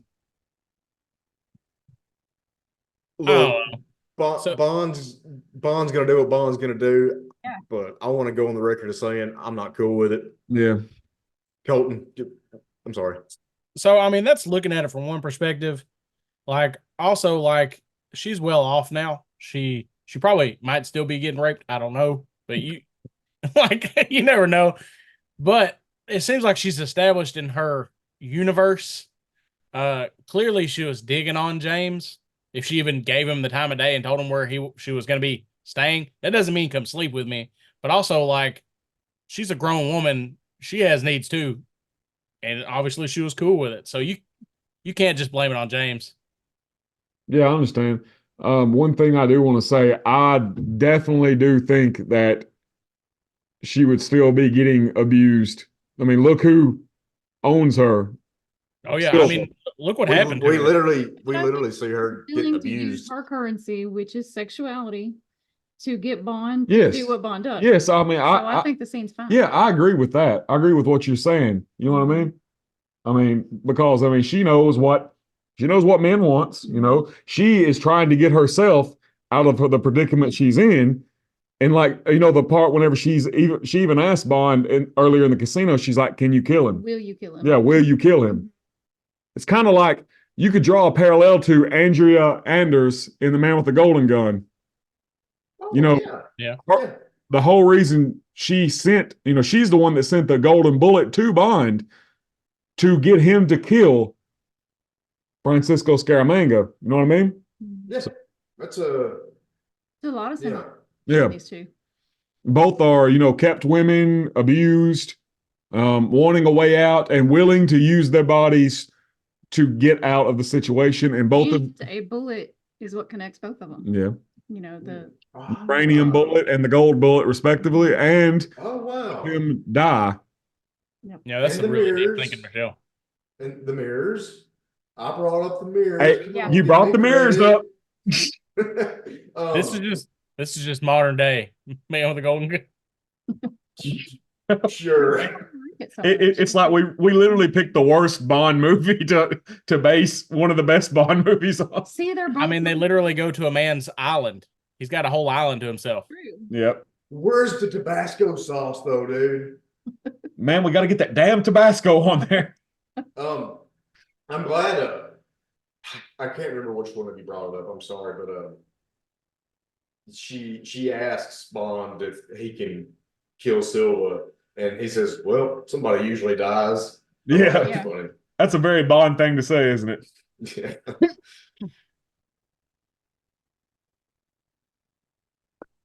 So they're going to Silva's Island, and we see Bond turn his radio on. So, all right. So I want to say this about Silva. What do y'all think about him? I want to ask about him first before I say anything. I like him. Yeah. I really do. What about the scene? Well, I mean, first thing, his little monologue that he gives about rats. Yeah, it's pretty awesome. Yeah. What do you guys think about the homosexuality reference there? I don't think I caught it until today when I watched it. I don't remember like that being a big thing. So I don't think I noticed it.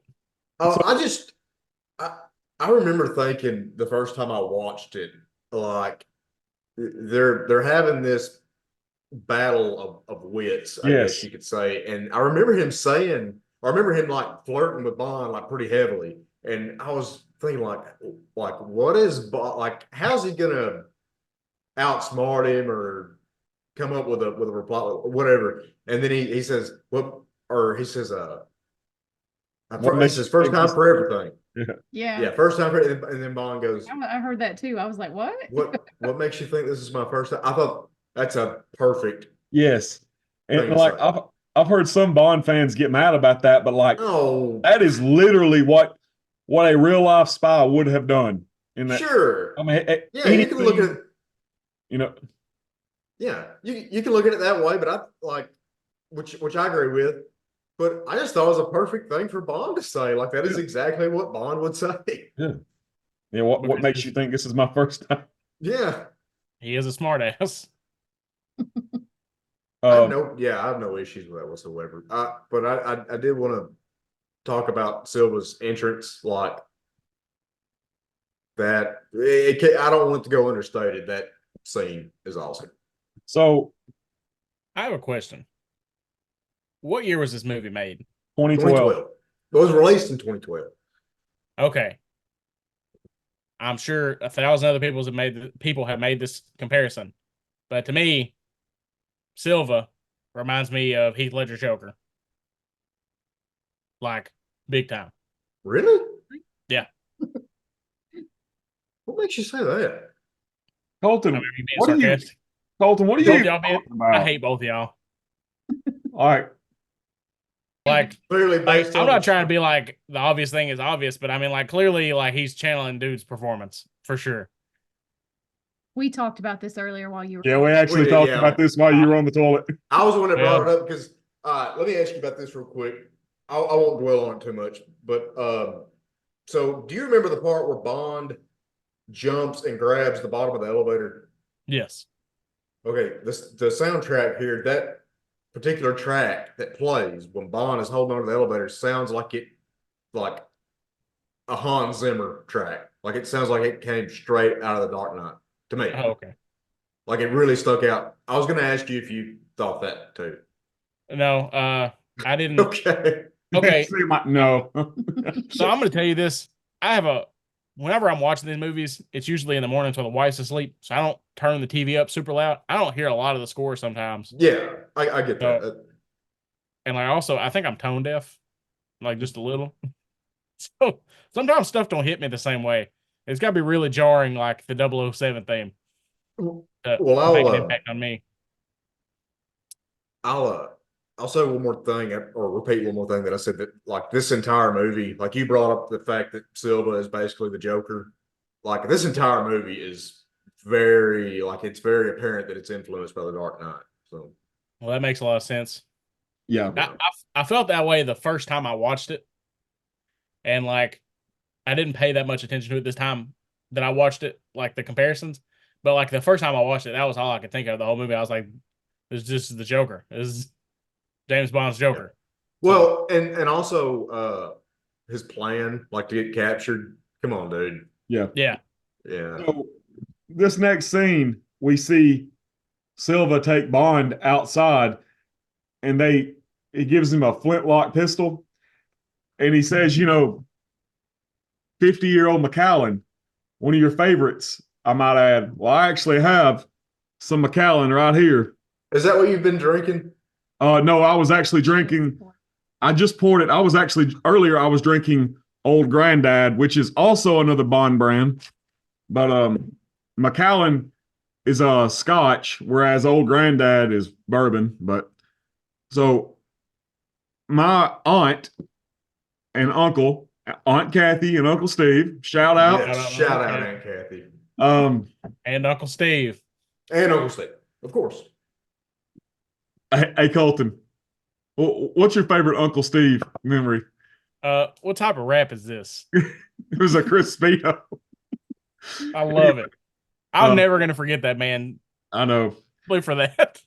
So they went on a cruise and they brought back this that they had bought in the liquor store on the ship.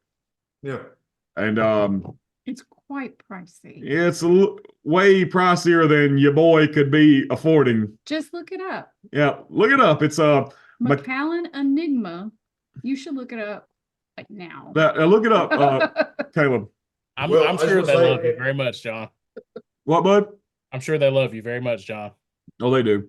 They I have was gonna say, onboard credit they have to spend. There's only so many watches you can get on a cruise ship before you're watched out. And so about the only other thing you can get is tobacco and liquor.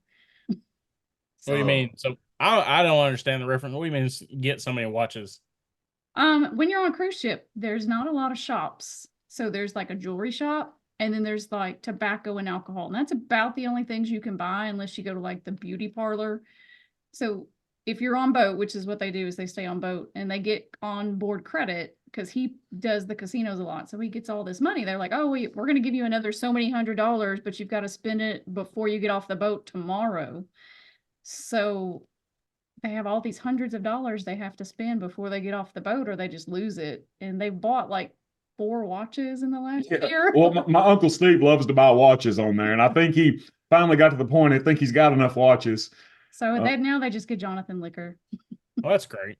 But Dude, yeah, let's just what this stuff is sky high. Yeah.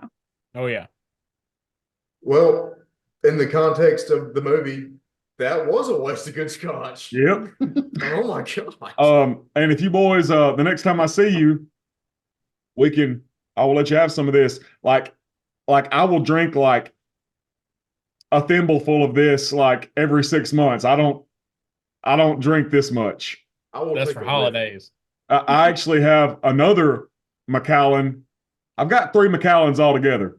Another one, my Aunt Kathy she gave to me, and it's out in the bar, and it's probably about halfway full. Like I've went about halfway through it. Going hard on that one. But I mean, so what do you think about it, Shell? Like, No, it's very good. like very good. How much did the one you look up say? I just saw like a few prices. Yeah. And a couple stuck out. One was $450. That's for 18-year-old sherry oak. And then this one, the Macallan, the 1824 collection. So this is like, I guess this is like a bunch of different ones. $1,700. Yeah. This is the Yeah. 1824 Highland Single Malt Scotch Whiskey Enigma. So Enigma. Let me look that one up. Y'all go ahead. Macallan Enigma. like, I have to be honest with you. Oh my! Shout out Aunt Kathy, dude.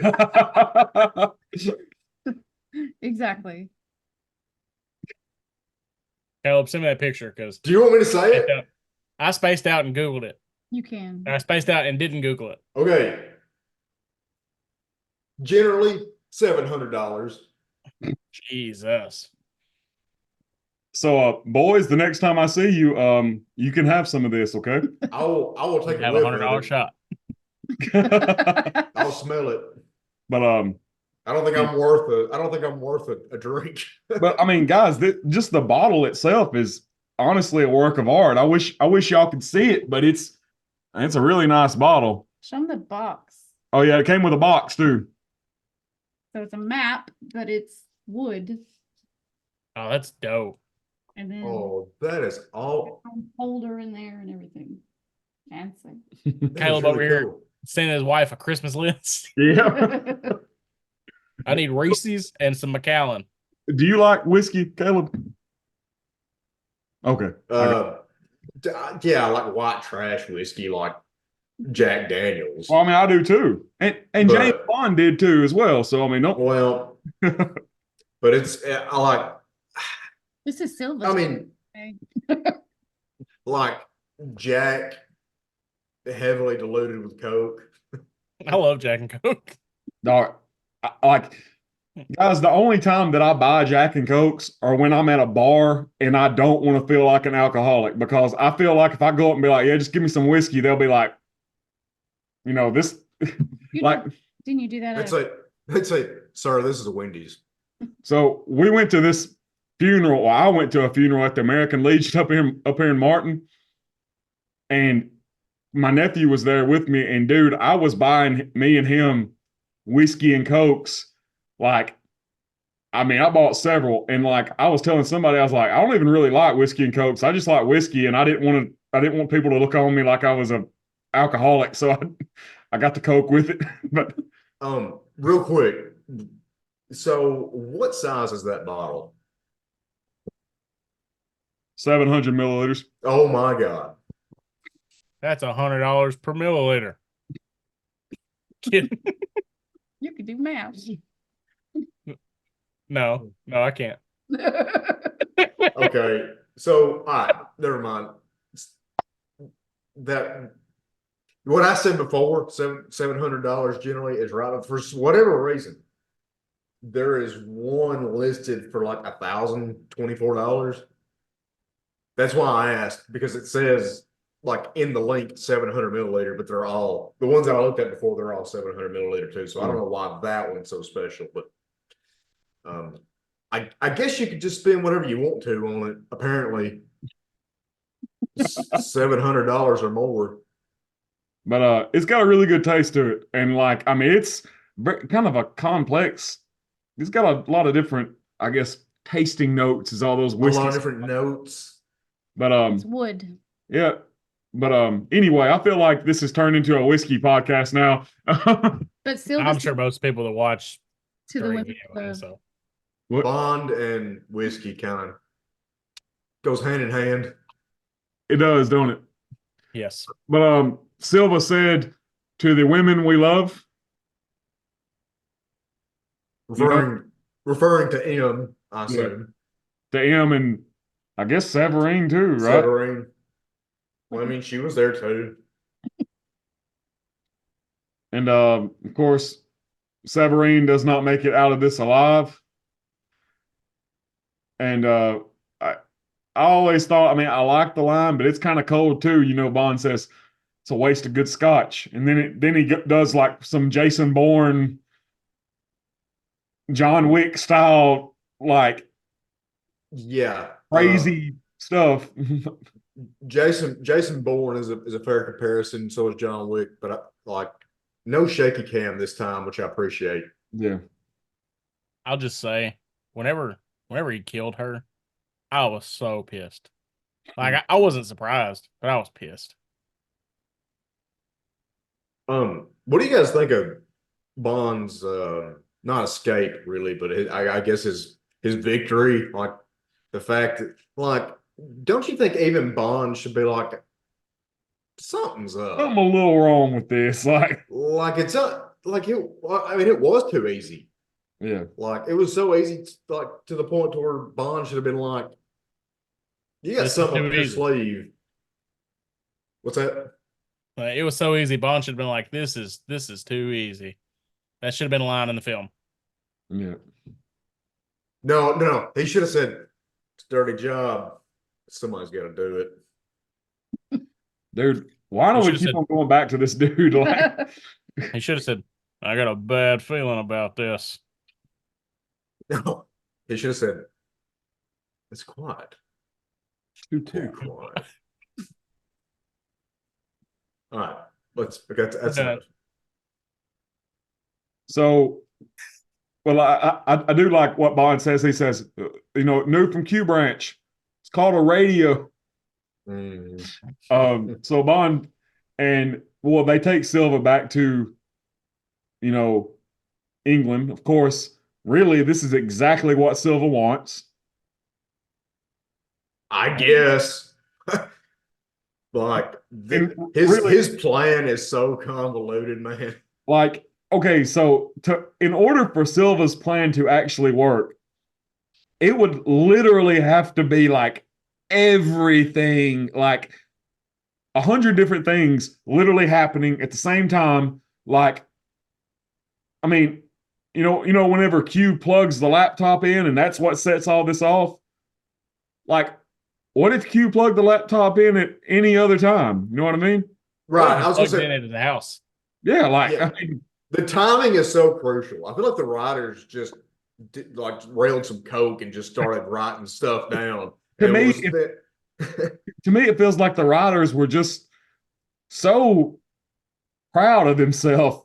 Yeah, it almost seems really that way too. They were coming up with some brilliant stuff, and then this is one of those things when you're laying in bed at night and you're trying to go to sleep and you're like, whoa, hold up. Yeah. All right, how did that even happen? And then you get your phone out and you're scrolling through Reddit or something. You're like, oh, everybody else finds this plot hole too. Yeah, that's why I said earlier, like, if after this movie digests, I guess, and like you have time to think about it, like those sorts of things really stand out. But like as I'm watching it, maybe the movie is just structured in a way where you don't have time to think about it, and because like as I was watching, I was cool with it. I didn't really care. I mean, don't get me wrong, I like it. I don't have nothing against it. It's just, but dude, just as soon as you start thinking like, okay, well, what if this? Then it all falls apart. Yep. But so pretty much M, like we get Silva telling M what all happened to him, how he, used his cyanide, but basically the cyanide just destroyed his whole body, but it didn't kill him. It doesn't do that, by the way. Oh, it doesn't? No. Okay. And what's that? What does it do? Well, it's supposed to kill you. If it doesn't work, like I don't know, but it doesn't do that. I just want to say how good the practical effects or CGI, whatever they did with his face, looked great in that sequence. Every time I look at it makes me like, sick. Yeah. I mean, that is a testament to how good it was. Yeah, you're right. Just imagine him getting ready for bed at night, and he's going to kiss that girl he killed. Like he's going to kiss her goodnight, but he's already took his plate out and just, you're welcome. Lovely. Yeah. Good night, my love. Hey. With his 1.5 teeth that are left. Yeah. They could have given him more teeth. Yeah, they did him dirty. Yeah, they did. But so he is wearing a prosthetic, like, because if you look at Javier Bardem and like No Country for Old Men, his teeth don't quite come down that far as they do here. So he's like, So I'm glad that they took care of that detail, like I guess. But there is one shot. There's a close up in this scene where you can tell the mouth is a CGI element composited in, where it's not tracked 100%. So I just thought I'd point that out. Do y'all like Javier Bardem? I do. Like, Yeah. man, No Country for Old Men is like one of my favorite movies ever. Like, and he makes that movie. You know what I mean? Like, He's a great actor. he is awesome. Like even in this movie as a Bond villain. Like, yes, like, but of course, after this, M then tells Bond, you know, hey, his name is actually Tiago Rodriguez, and he was a brilliant agent, but you know, his downfall was that he was doing too much stuff on his own, and she gave him up to get a bunch of other agents back from the Chinese, I believe, was who it was. And of course, later on, we see Q plug the laptop in, which causes this whole plan to start happening.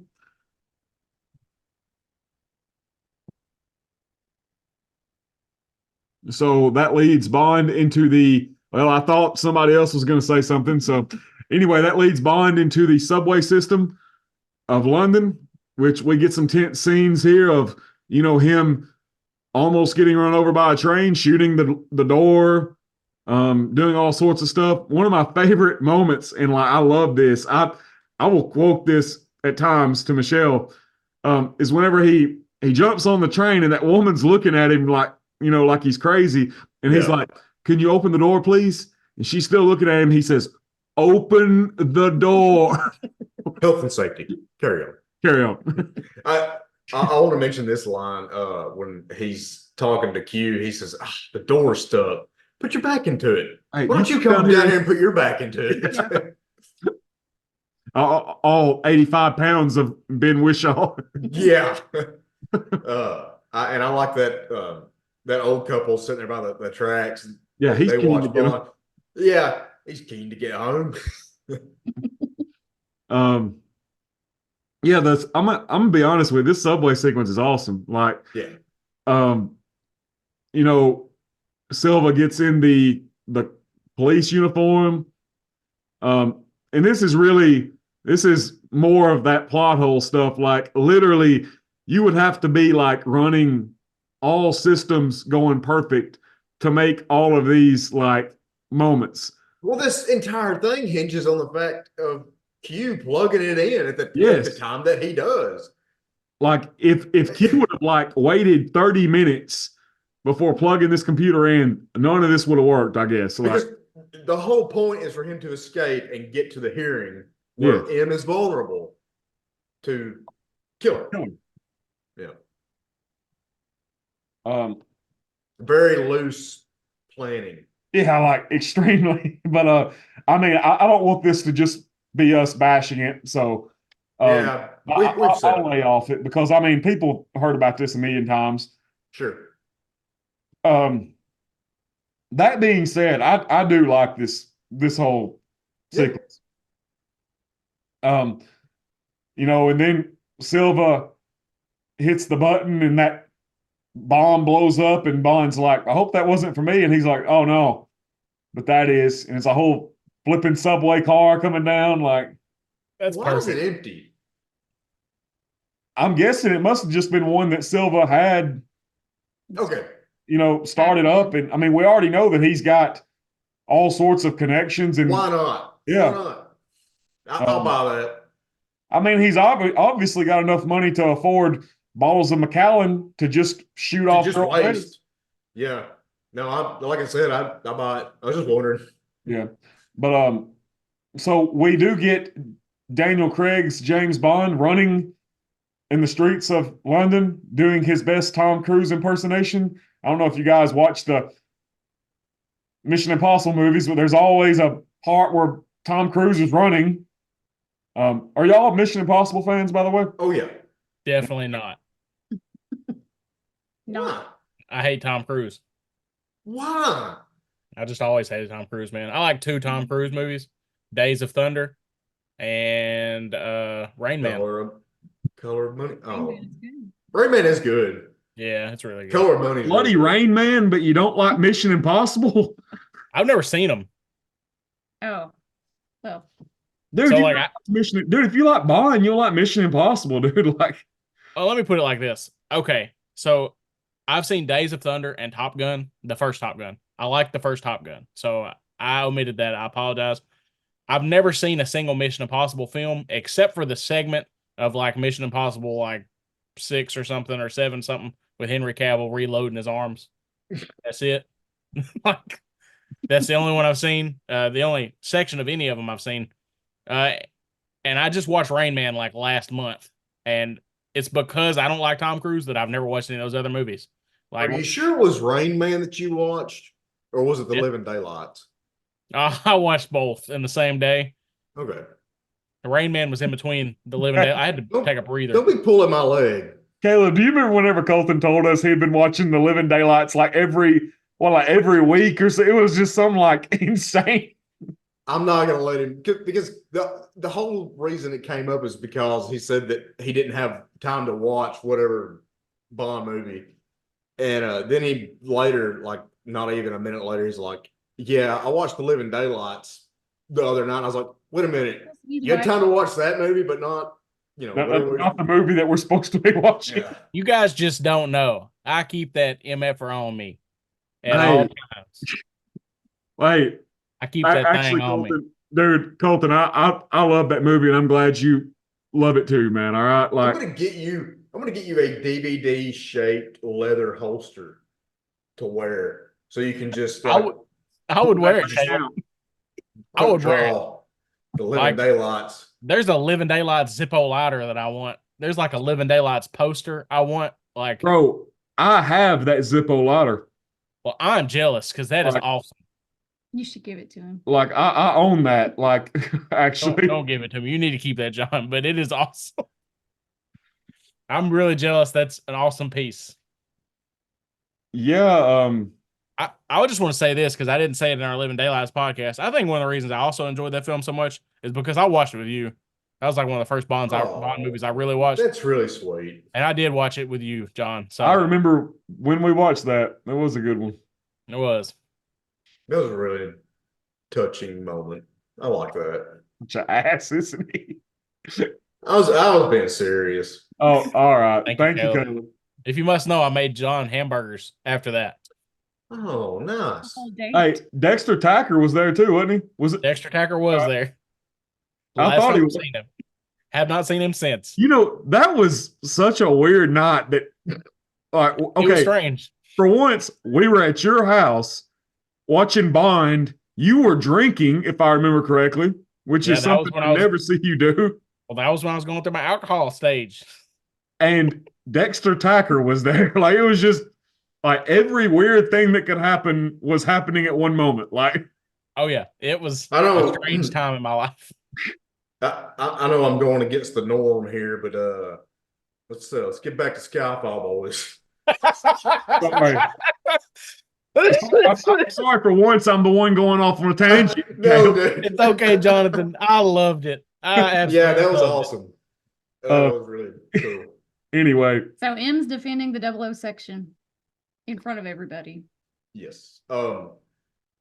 Jonathan mentioned the running scene. I just want to say I love that. yeah, me That too. is probably my favorite part of this movie. After this movie came out in theaters, I went on YouTube and I watched that scene over and over and over. So I don't know. Just thought it was really cool. Yeah. The Tennyson poem. Yeah. Yeah, Tennyson poem. I think it's And great. then goons come in shooting.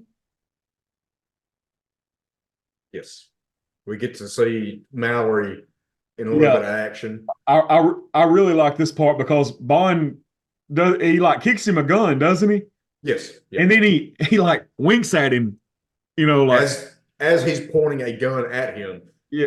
That's another example of what I would consider like misplaced humor. Or like maybe it's not that, but I was just like, Moneypenny. I I think he kicked a gun to Moneypenny, but we're gonna disagree on that one. oh, I think she's right. Mallory jumped Yeah. over the wall, and he already had a Yeah. gun. He was protecting. Yeah, she's She's right. right. Hold up. Yeah. Did Mallory take one of the dead police officers' guns? Yes. I'm pretty Yes. sure, yeah. And then Bond kicked Moneypenny a gun, right? Mhm. Okay. And Mallory did all this badass stuff on his own. Yes. and again, this is one of the things that I think endears Bond to Mallory is this scene right here because it shows Mallory Yeah. can do stuff like Bond can. I'm just This gonna was say a- this. Nobody loves a supervisor that makes you do stuff they're not willing to do. So the fact that Mallory got in there Oh, and did good that shit point. Yes. hard as hell. This is a bonding Sad. moment. Yes. Bonding, Caleb. Bonding, Caleb. Yes. And I think Bond winks at him right before he shoots the fire extinguisher, right? Yeah. Yeah. That's what I was talking about. Like, he points the gun at Mallory and then winks at him. Like, You know he was nervous Why? for a second. well, like consider the stakes here. Like, Yeah. there's no time for this. But you can wink at him later. I don't know. I mean, then after that, they both take advantage of the cover, the smoke. So I mean, it worked. Yeah. And Yeah, I do like that. That was a very James Bond thing to do, shoot the fire extinguishers. I so also like that James Bond winked with one eye, not both eyes. He didn't just go. He winked like you're supposed to wink. What is that Colin, from? do you usually wink with both eyes? You just No, poke eyes like no, I just squint in all my pictures. all right. But anyway, Bond kidnaps M here. I love this part. Yeah, and Bond's driving her Jag. Well, I And like it that Tanner goes to get in the car and it just takes. it just takes Oh off. yeah, yeah. And she's like, "Are you kidnapping me?" And what was it? Bond's like, "You could say that or something like that." Like, That might be one way of looking at it. yeah. I want to know when they go to the storage facility where all Bond's belongings and the DB5 are. When they go there, was that the same storage facility as And- the one in No Time to Die? Pretty sure. Okay. I would guess. I thought so. Okay. I just wanted to make sure. I want to compare the scenes and find out for sure. Man, let me tell you, I really do love this. Like, whenever they show there, I mean, they show up there and they get in the car, you know.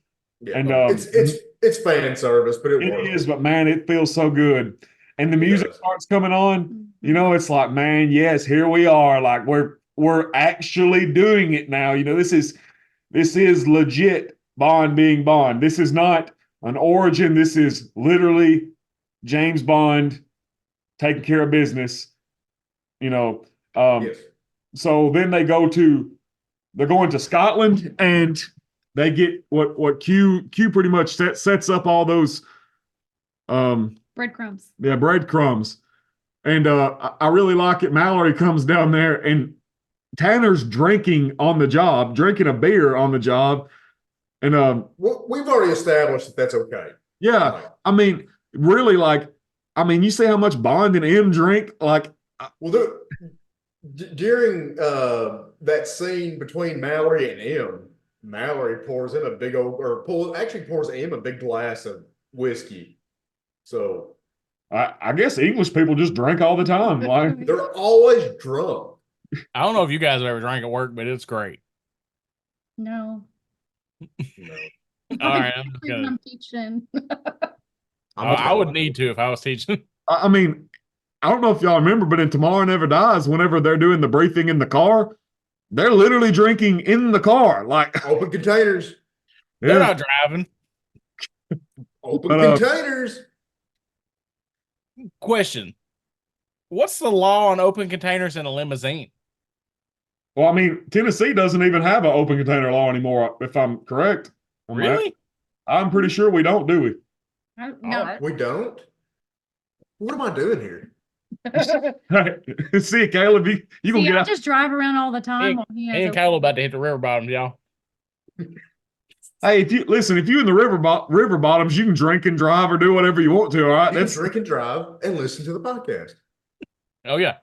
Speaking of which, like, share, subscribe, listen to the podcast, hit that bell notification for updates of the pod. Thank you, Caleb. Colton, appreciate that. Good plug. Good Yes, plug. thank you, Caleb. Literally, if somebody's listened to this far into it, they better be subscribed because this is quite a. They're invested. Yeah. I thought you were fixing to say, if you're listening to this podcast, right, you better be drinking and driving. No, I ain't gonna listen. No, I'm gonna we don't condone it. advocate that. But I so don't advocate for sleeping and driving either. No, that's fine. so they go out to Scotland. Hold on. I like this line. Okay. Because they're in the car and M says, eject me, see if I care.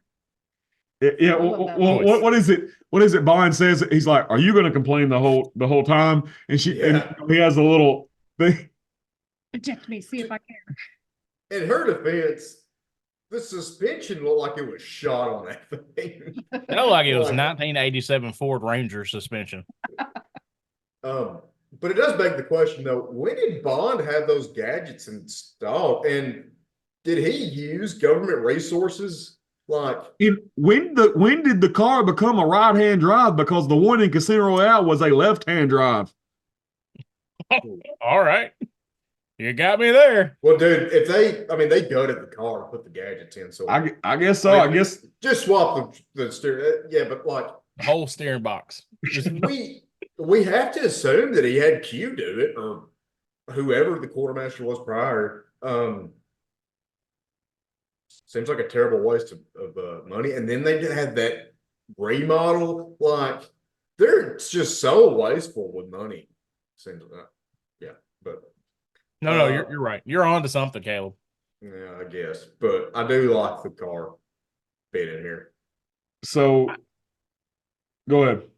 I think James Bond should always drive an Aston Martin. I think What What if he opened the garage and it was the BMW from Tomorrow Never Dies? I'd be like, I'd be fine with it, boys. I love that car. I don't care I'd be what you say pissed. about it. What if it was the car from For Your Eyes Only? Crap. The Citroen. The Citroen, yes. Michelle Even would the like Alpine that. Sunbeam. Yeah, the Sunbeam Alpine from Dr. No. Yeah, I'd have been down with that. Oh yeah. So anyway, they go to Scotland and they're leaving all these breadcrumbs so that Silva will follow them. And they go to the Skyfall Lodge, which is Bond's ancestral home, and they meet Mr. Kincaid. So, what are your thoughts on Kincaid, boys? I liked him. Seemed like a good father figure for Bond. This could have been Sean Connery. Did they offer the role to him? There was thoughts about this. Yeah. I don't know how far it went. I Yeah. don't know if he was offered the role, but there was definitely talks. Okay. But I want to say this. Yes, that would have been awesome seeing Sean Connery one last time, but it would have really took the focus off. Like it would have been another film pretty much if Sean Connery just rolling around blowing folks off with a shotgun. It would have been James Bond into the 007 verse. I hate saying this, but it's best they left him out. I think it is, but I think it would have been kind of like watching No Way Home or something. Like in the moment, it would have been awesome. Yeah. I wish we could get like a deleted scene of him doing all that. You know what I mean? Like, yeah. We need a Sam Mendes cut. yes. Should just have Sean Connery play like the prime minister or something. Colton, question for you. You're a big Zack Snyder fan, right? A little bit. How would you feel about Zack Snyder doing the next Bond movie? Me personally, I would probably love it, but I would absolutely hate the people I had to argue with on the internet for it because people are just assholes. Come at Mason?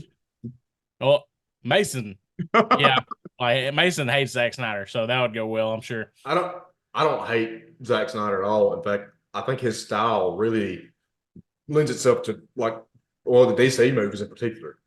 I Yeah. just don't think his style, like, I don't think it matches with Bond. It might. You know, I've seen a lot of people talk bad about him doing a Bond movie, dude. At this point, I'd be fine with it. Yeah. I mean, if you guys just look at the opening fight scene in 300, like the fight scene between Comedian and Osmandius, when he breaks into the room, like when he breaks into the hotel or the apartment room where the Comedian lives, and they have that slow motion fight scene, and he kicks the Comedian out the window. You know what I'm talking about? Did I say 300? I meant Watchmen. I was like, what on earth are you talking about? Like, I'm so sorry. I'm so sorry. I'm talking about Watchmen. I knew I was Well, picturing Watchmen. So. his apartment number is 300. So his apartment number is 300. Yeah. So that's pretty cool. Yeah. The apartment number is 300. So every time I think of that apartment fight scene, I think of 300 because of that Easter egg. So that's my bad. But if you'll look at just the hand to hand and that fight scene alone, you could get some good fight scenes out of it. The only thing is, like, James Bond movies are long as hell, and then Zack Snyder adding slow motion to it, that would be a 4-hour movie just to tell a 2-hour story. Yeah. I'm sorry. No, you had a thumbs up pop up in front of your face. So. Oh, I didn't even know. It ain't working. Anyway, I feel like he would have to definitely change up his style a little bit to suit a Bond movie. I feel the same way about Christopher Nolan. I don't think Christopher Nolan could just do his own Bond movie. I think there would have to be some studio interference. Oh yeah. So, but it could work. I would totally watch a Christopher Nolan Bond movie with Robert Pattinson as Bond, though. I'd watch that. Okay. I'm sorry. I know you guys probably don't like it. So I would watch it. Anyway, I will say this. I do like when the movie goes all whenever they start putting all the traps and stuff.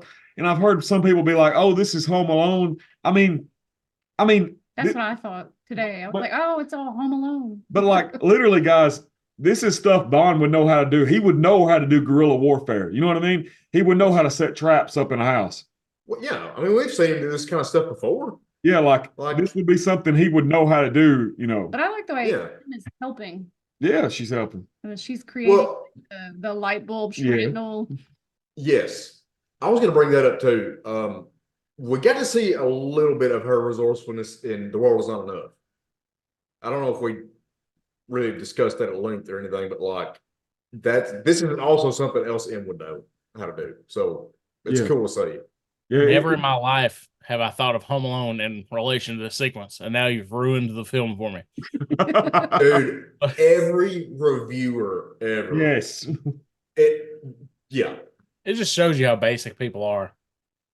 I mean, it was funny the first time, like, because if you look hard enough, there's similarities, but I mean, Kevin McAllister is an American child.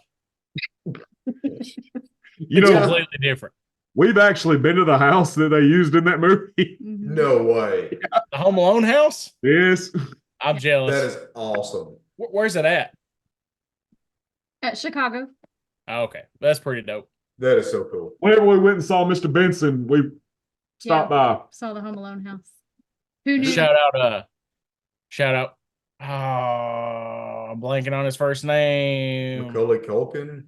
No, Mr. Benson. What's his first name? Oh.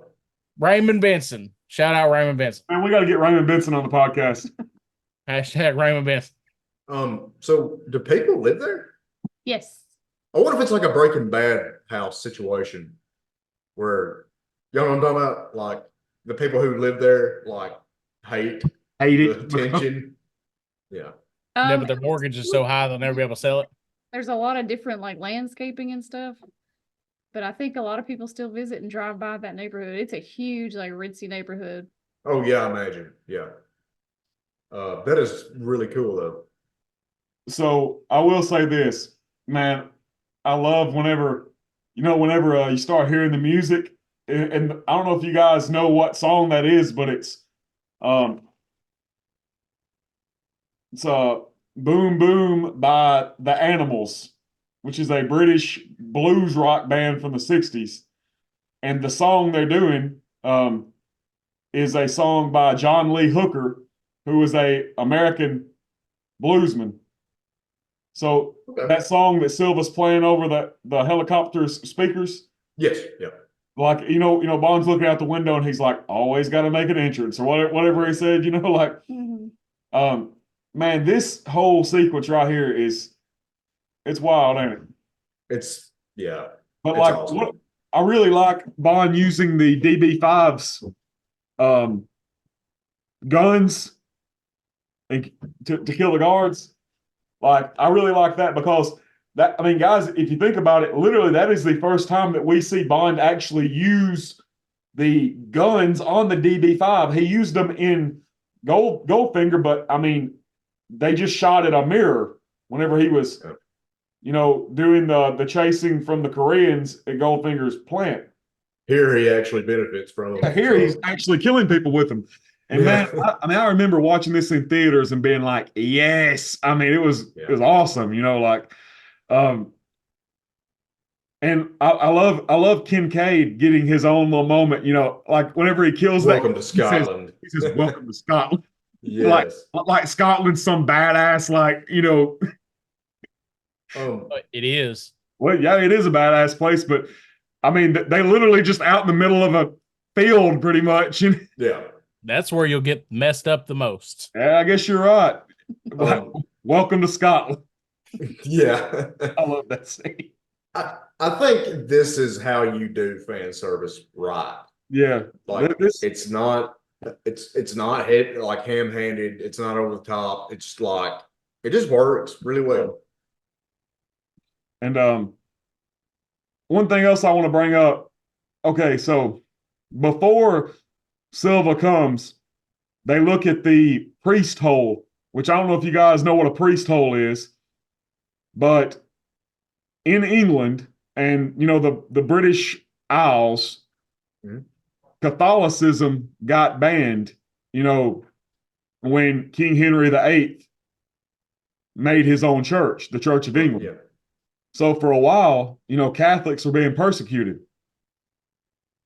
So you have the priest hole here, which is something houses actually had, for people who were still closet Catholics.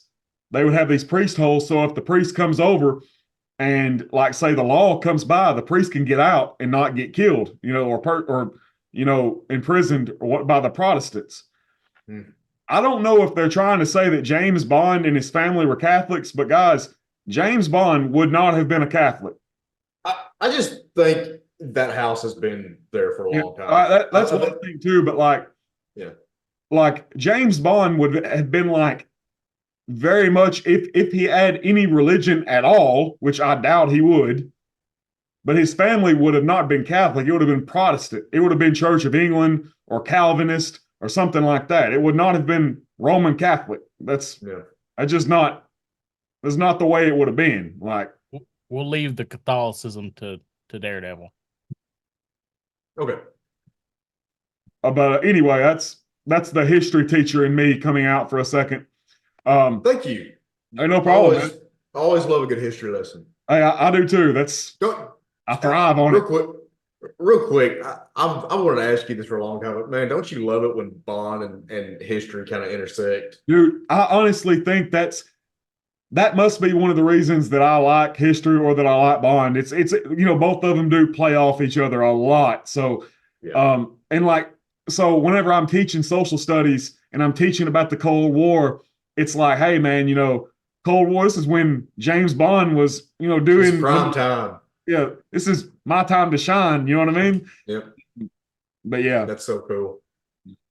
So we get I keep on wanting to say Lashif. We get Silva coming in, all guns blazing. We got the animals blazing, blaring.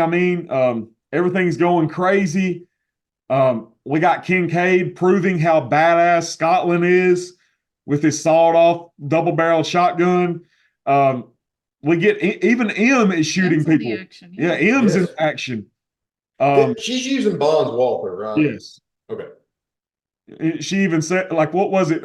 Bond says something are you hurt? And she's like, only my pride. I never was a Yeah. good shot, or something like that. She should have said, "See, this is why we want you guys to use a P99. This is Yeah. outdated." So Kincaid and M take off, and Bond basically sets the house up to blow.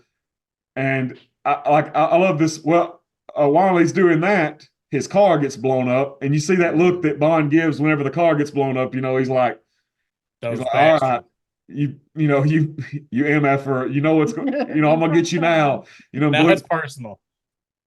But yeah.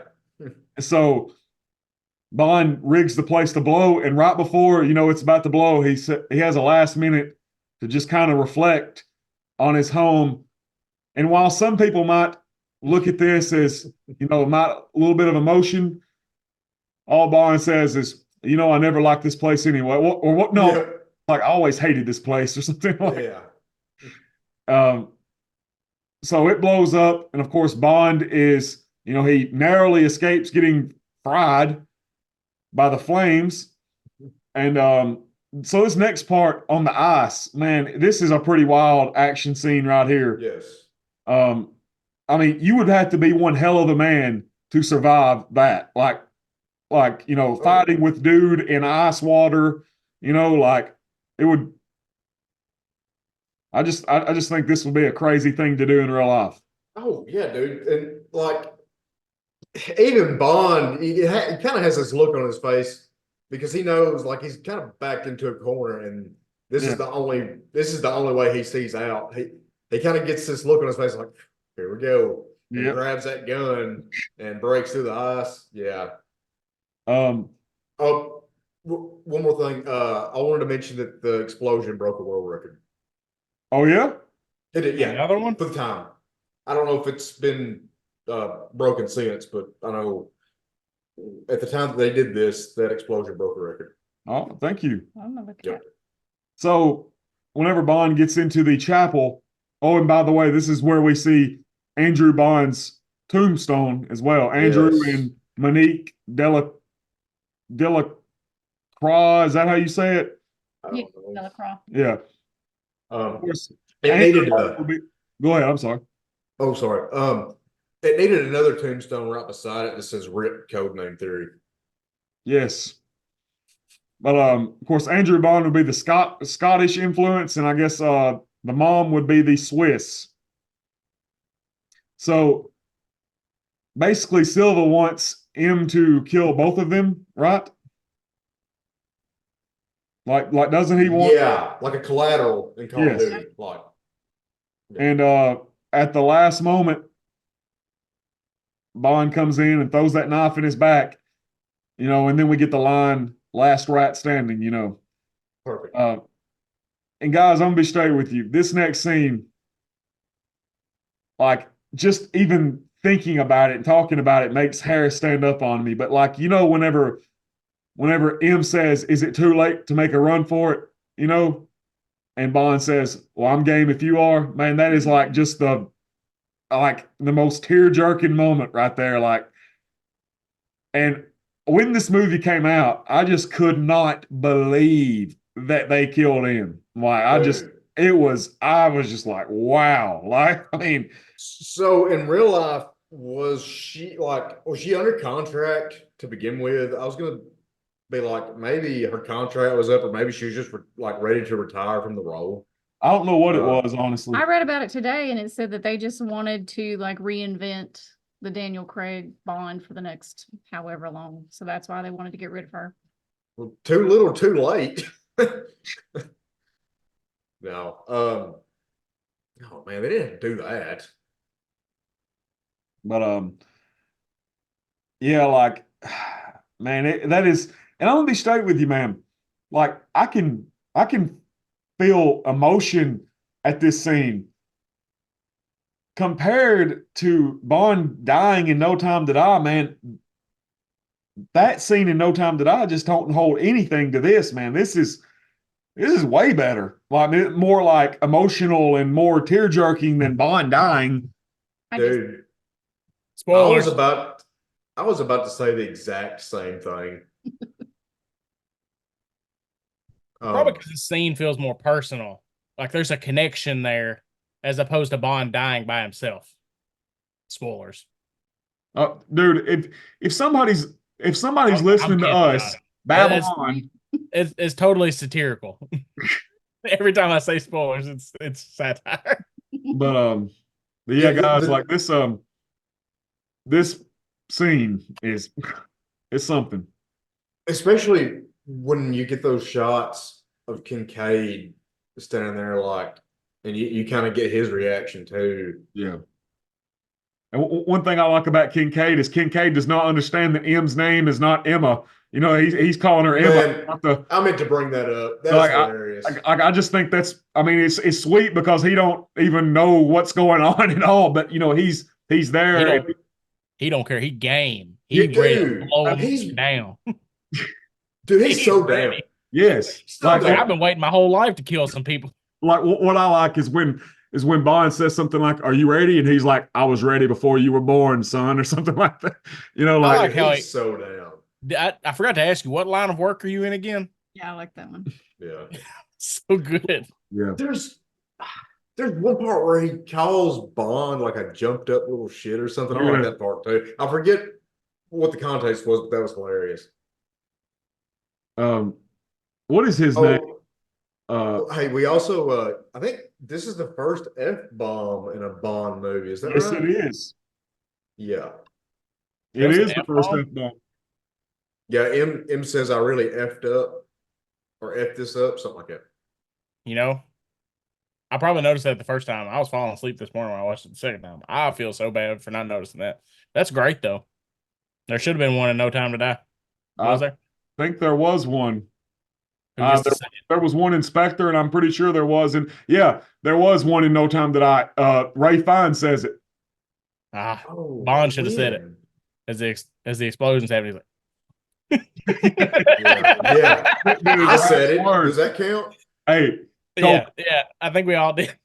hey, Colton, like his last words are like, oh, Yeah, he no, he don't even yell. He's just like, fuck. He changes his mind the last second. He's like, what am I doing?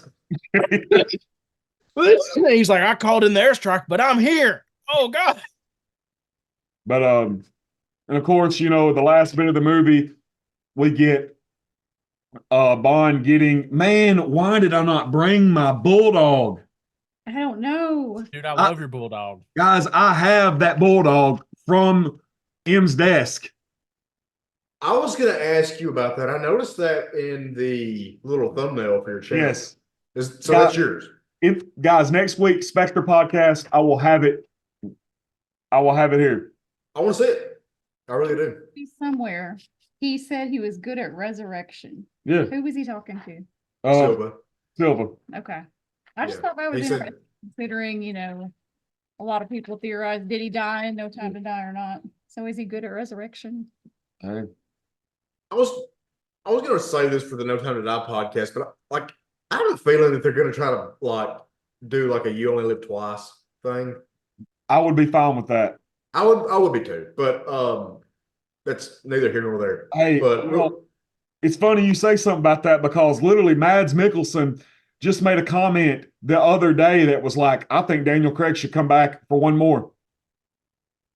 That would be like the biggest, like, unexpected thing ever. Yes, that would be like Sean Connery coming back for Diamonds Are Forever unexpected. You know, like something you never expected would happen. Well, it's happening. Like, you know, if there was any way for them to keep it under wraps, but like if they could just save that until around when they start putting out trailers, like, yeah, or don't even reveal it in the trailer. I would be perfectly fine if they come. I mean, that would fix No Time to Die if they could bring him back and what they need to do is do this whole movie. Like they're not able to keep it under wraps. Like they find out he's on set and stuff.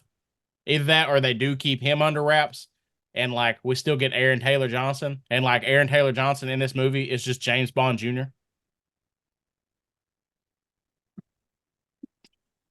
I do think, I don't think that's a horrible idea, but man, their features just don't line up. They don't look alike at all. Well, he's his nephew, so it's okay. Oh, I thought okay, yeah. Yeah. I thought you meant like he was going to play a younger, my bad. Oh yeah, it's like was it the Kingdom of the Crystal Skull? Is that what it is? Except instead of being a son, it's his nephew. Yeah. I'm not familiar with that movie. Well, you will be soon because we're going to review it on here. So anyway, So we got Bond on the rooftop in London. and so we got Bond on the rooftop in London, and this is another Dark Knight moment that didn't. Isn't this like kind of like another, like it's kind of supposed to be like Batman looking over Gotham, but it's Bond looking over London, Yeah. like what he. I can say that. Yeah, makes sense. Like this is actually one of my favorite shots of the whole Craig era. Like Mine too. and this is where Bond gets that bulldog, and he's like, remember he made a comment earlier. He was like, your whole office blows up and that thing survives. And shout out to my mom for buying me that thing. Like Shout out John's mom. Yeah, it sits on my desk at school. Oh, cool. Look at those hearts. Hearts for John's mom. Yep, we love Kelly Lynam up in there. But anyway, we end the movie with 007 reporting to M's office. And I love how M's office is like it is in the Bernard Lee and the Robert Brown movies. Like It is another remodel though. Another one. I know. I'm Goes to show you he's like got it too. style. I'm gonna be honest with you. I don't even think this is supposed to be. This is supposed to be like M's office at the Ministry of Defense, not at like MI6 or something. This is like we've reverted back to The old style. old school. Like And I like the way she's putting her coat on the hat rack or the coat rack. Moneypenny is. Should have wore a hat and threw it in there. Well, I think it's a nod. Yeah. Yeah. I was just kidding. I'm gonna say this, guys, and I love Spectre, but man, this is the beginning of the Craig era. Really not making me happy. Like this like that. Well, this is the end of me really loving it, and some of the things that happens in Spectre, and then like almost the whole movie of No Time to Die. I don't know. It just makes it feel so bloated, and they just get so caught up in world building. I feel Yes. like They were whereas dude, they had it. They were so Like- close, dude. like this moment with Bond walking in, getting an assignment. That's the way it should be. Not this like whatever you soap opera. yes, like but Dude, like this is what we wanted, and I feel like this is why this movie was so well received, because we got the origin story, then we got Quantum of Solace, which I mean I do like the movie, yeah. but it's a footnote to Casino Royale. So like you can just view those two entities as one thing if you want, but like this is the first Craig, or the only Craig movie that it feels like its own standalone Yes. thing, which And is what we want. What's that? And then Spectre retcons it and makes Silva a member of Spectre, which makes no sense to me. Dude, Silva's way too much of a loose cannon and too emotional to be a Spectre agent. You know what I mean? Like But that would explain more of the plot holes that you guys were talking about, how everything was just too fast and too perfect because they have people everywhere. Is Q a member of Spectre though? I'm kidding. No, that does make sense. but I still don't like it. To Jonathan's credit, like that's why whenever bad guys team up with the Joker, it always goes terribly for them. They don't do it very often. Yeah. Same comparison there. so final thoughts on Skyfall, y'all. Oh, hold up. And we get the bloody gun barrel at the end of the movie. And I'm just so done with this like have it at the beginning and be done with it. I want to say this: if you are the editor for the next Bond movie, let me help you out if you're a little confused. When you get the footage for the gun barrel with like the finished visual effects and all that stuff, that goes at the beginning. Yes. So It probably confuses them because he's dying, and then they show it. So like they probably just think that that's the end of the movie, and then they put it at the other end of the movie. well, we won't let you edit it. Yeah. No, yeah, you don't get that job, bro. There's not many jobs I do get. So anyway, final thoughts on Skyfall. As many glaring issues, as many glaring issues that it has, I still really like it. Yeah, I mean, I dude, think- it's awesome. Yeah. My first podcast that I did with y'all was Goldfinger, and I mentioned that like this is when all the Bond elements come into focus. I feel like this is true, but in context of Craig's Bond. Like I feel like this is when Craig's Bond and all respective elements, I guess, come into focus. And like I feel like this is Craig's one true Bond movie.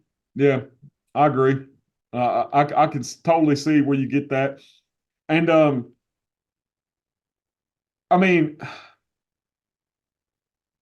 you know, and I'm going to be straight with you guys. And I'm going to be honest with you guys.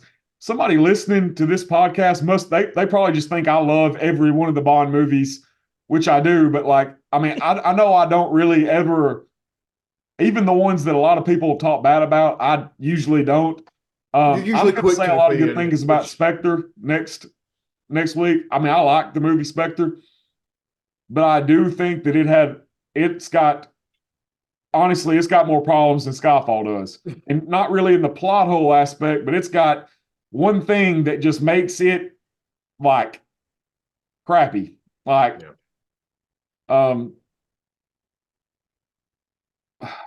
but we're going to leave that until next time because I've got a lot to say about that movie. But Colton, Michelle, any last words? So, to me, it's a good revenge movie. It's not someone seeking to take over the world like all the rest of them are. It's about proving your worth, knowing how to bow out gracefully, knowing your limits. I like that Moneypenny and Q were introduced and that we can continue with those. Yeah. That's actually some really good Yes, thoughts. very good points. So I'll just compound upon what Michelle says. It is a good back to basics Bond film. I think that it is great that we see Bond still do all this stuff, even though he's past his prime. Like he's damaged and he's still winning against like everybody he goes up against. Like regardless of the few casualties, like he's still dope. And I think it's just a good self-contained movie until they muddle it in the next one. Well, the Bond series has sort of been met with this issue multiple times over the course of the franchise. Like, is Bond still relevant? And I think this movie does a really good job of answering that question. Like, I feel like that's what this movie is about more than anything. So That's a very good way of looking at it, Caleb. Well, guys, I think we did a really good job reviewing this movie. One question. Did we talk about the exploding pin? We did not mention that. Well, I Oh, just said that the MI6 their budget got cut because of all the remodels. So I would just like to say I really like that line. What would you expect, an exploding pin? I thought it was great. that that whole scene's awesome. I agree. Well, Yeah. guys, I guess we will go ahead and sign off. Next week we will be at the penultimate Daniel Craig movie, Spectre, in which we see the reemergence of our favorite ghostly like criminal organization. We also see the reemergence of the DB5. We do. Not for the last time either. What? Oh, wait a minute. It wasn't Inspector, was it? When? Crap. At Very the end, last that's scene. right. Okay, sorry. Yep, I was right. I was trying to act surprised.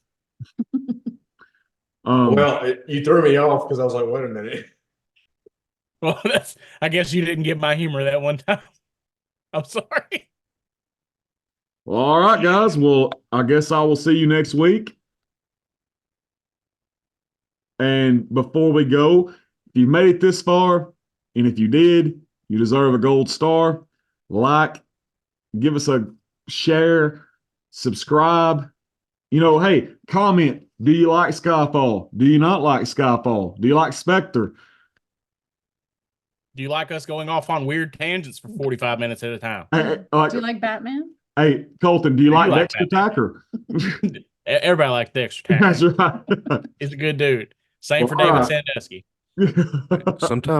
Sometimes the old ways are the best. Yeah. Well, y'all be good. And we will see you next time. Welcome to Scotland. Bye. Stay crunk. Stay crunk.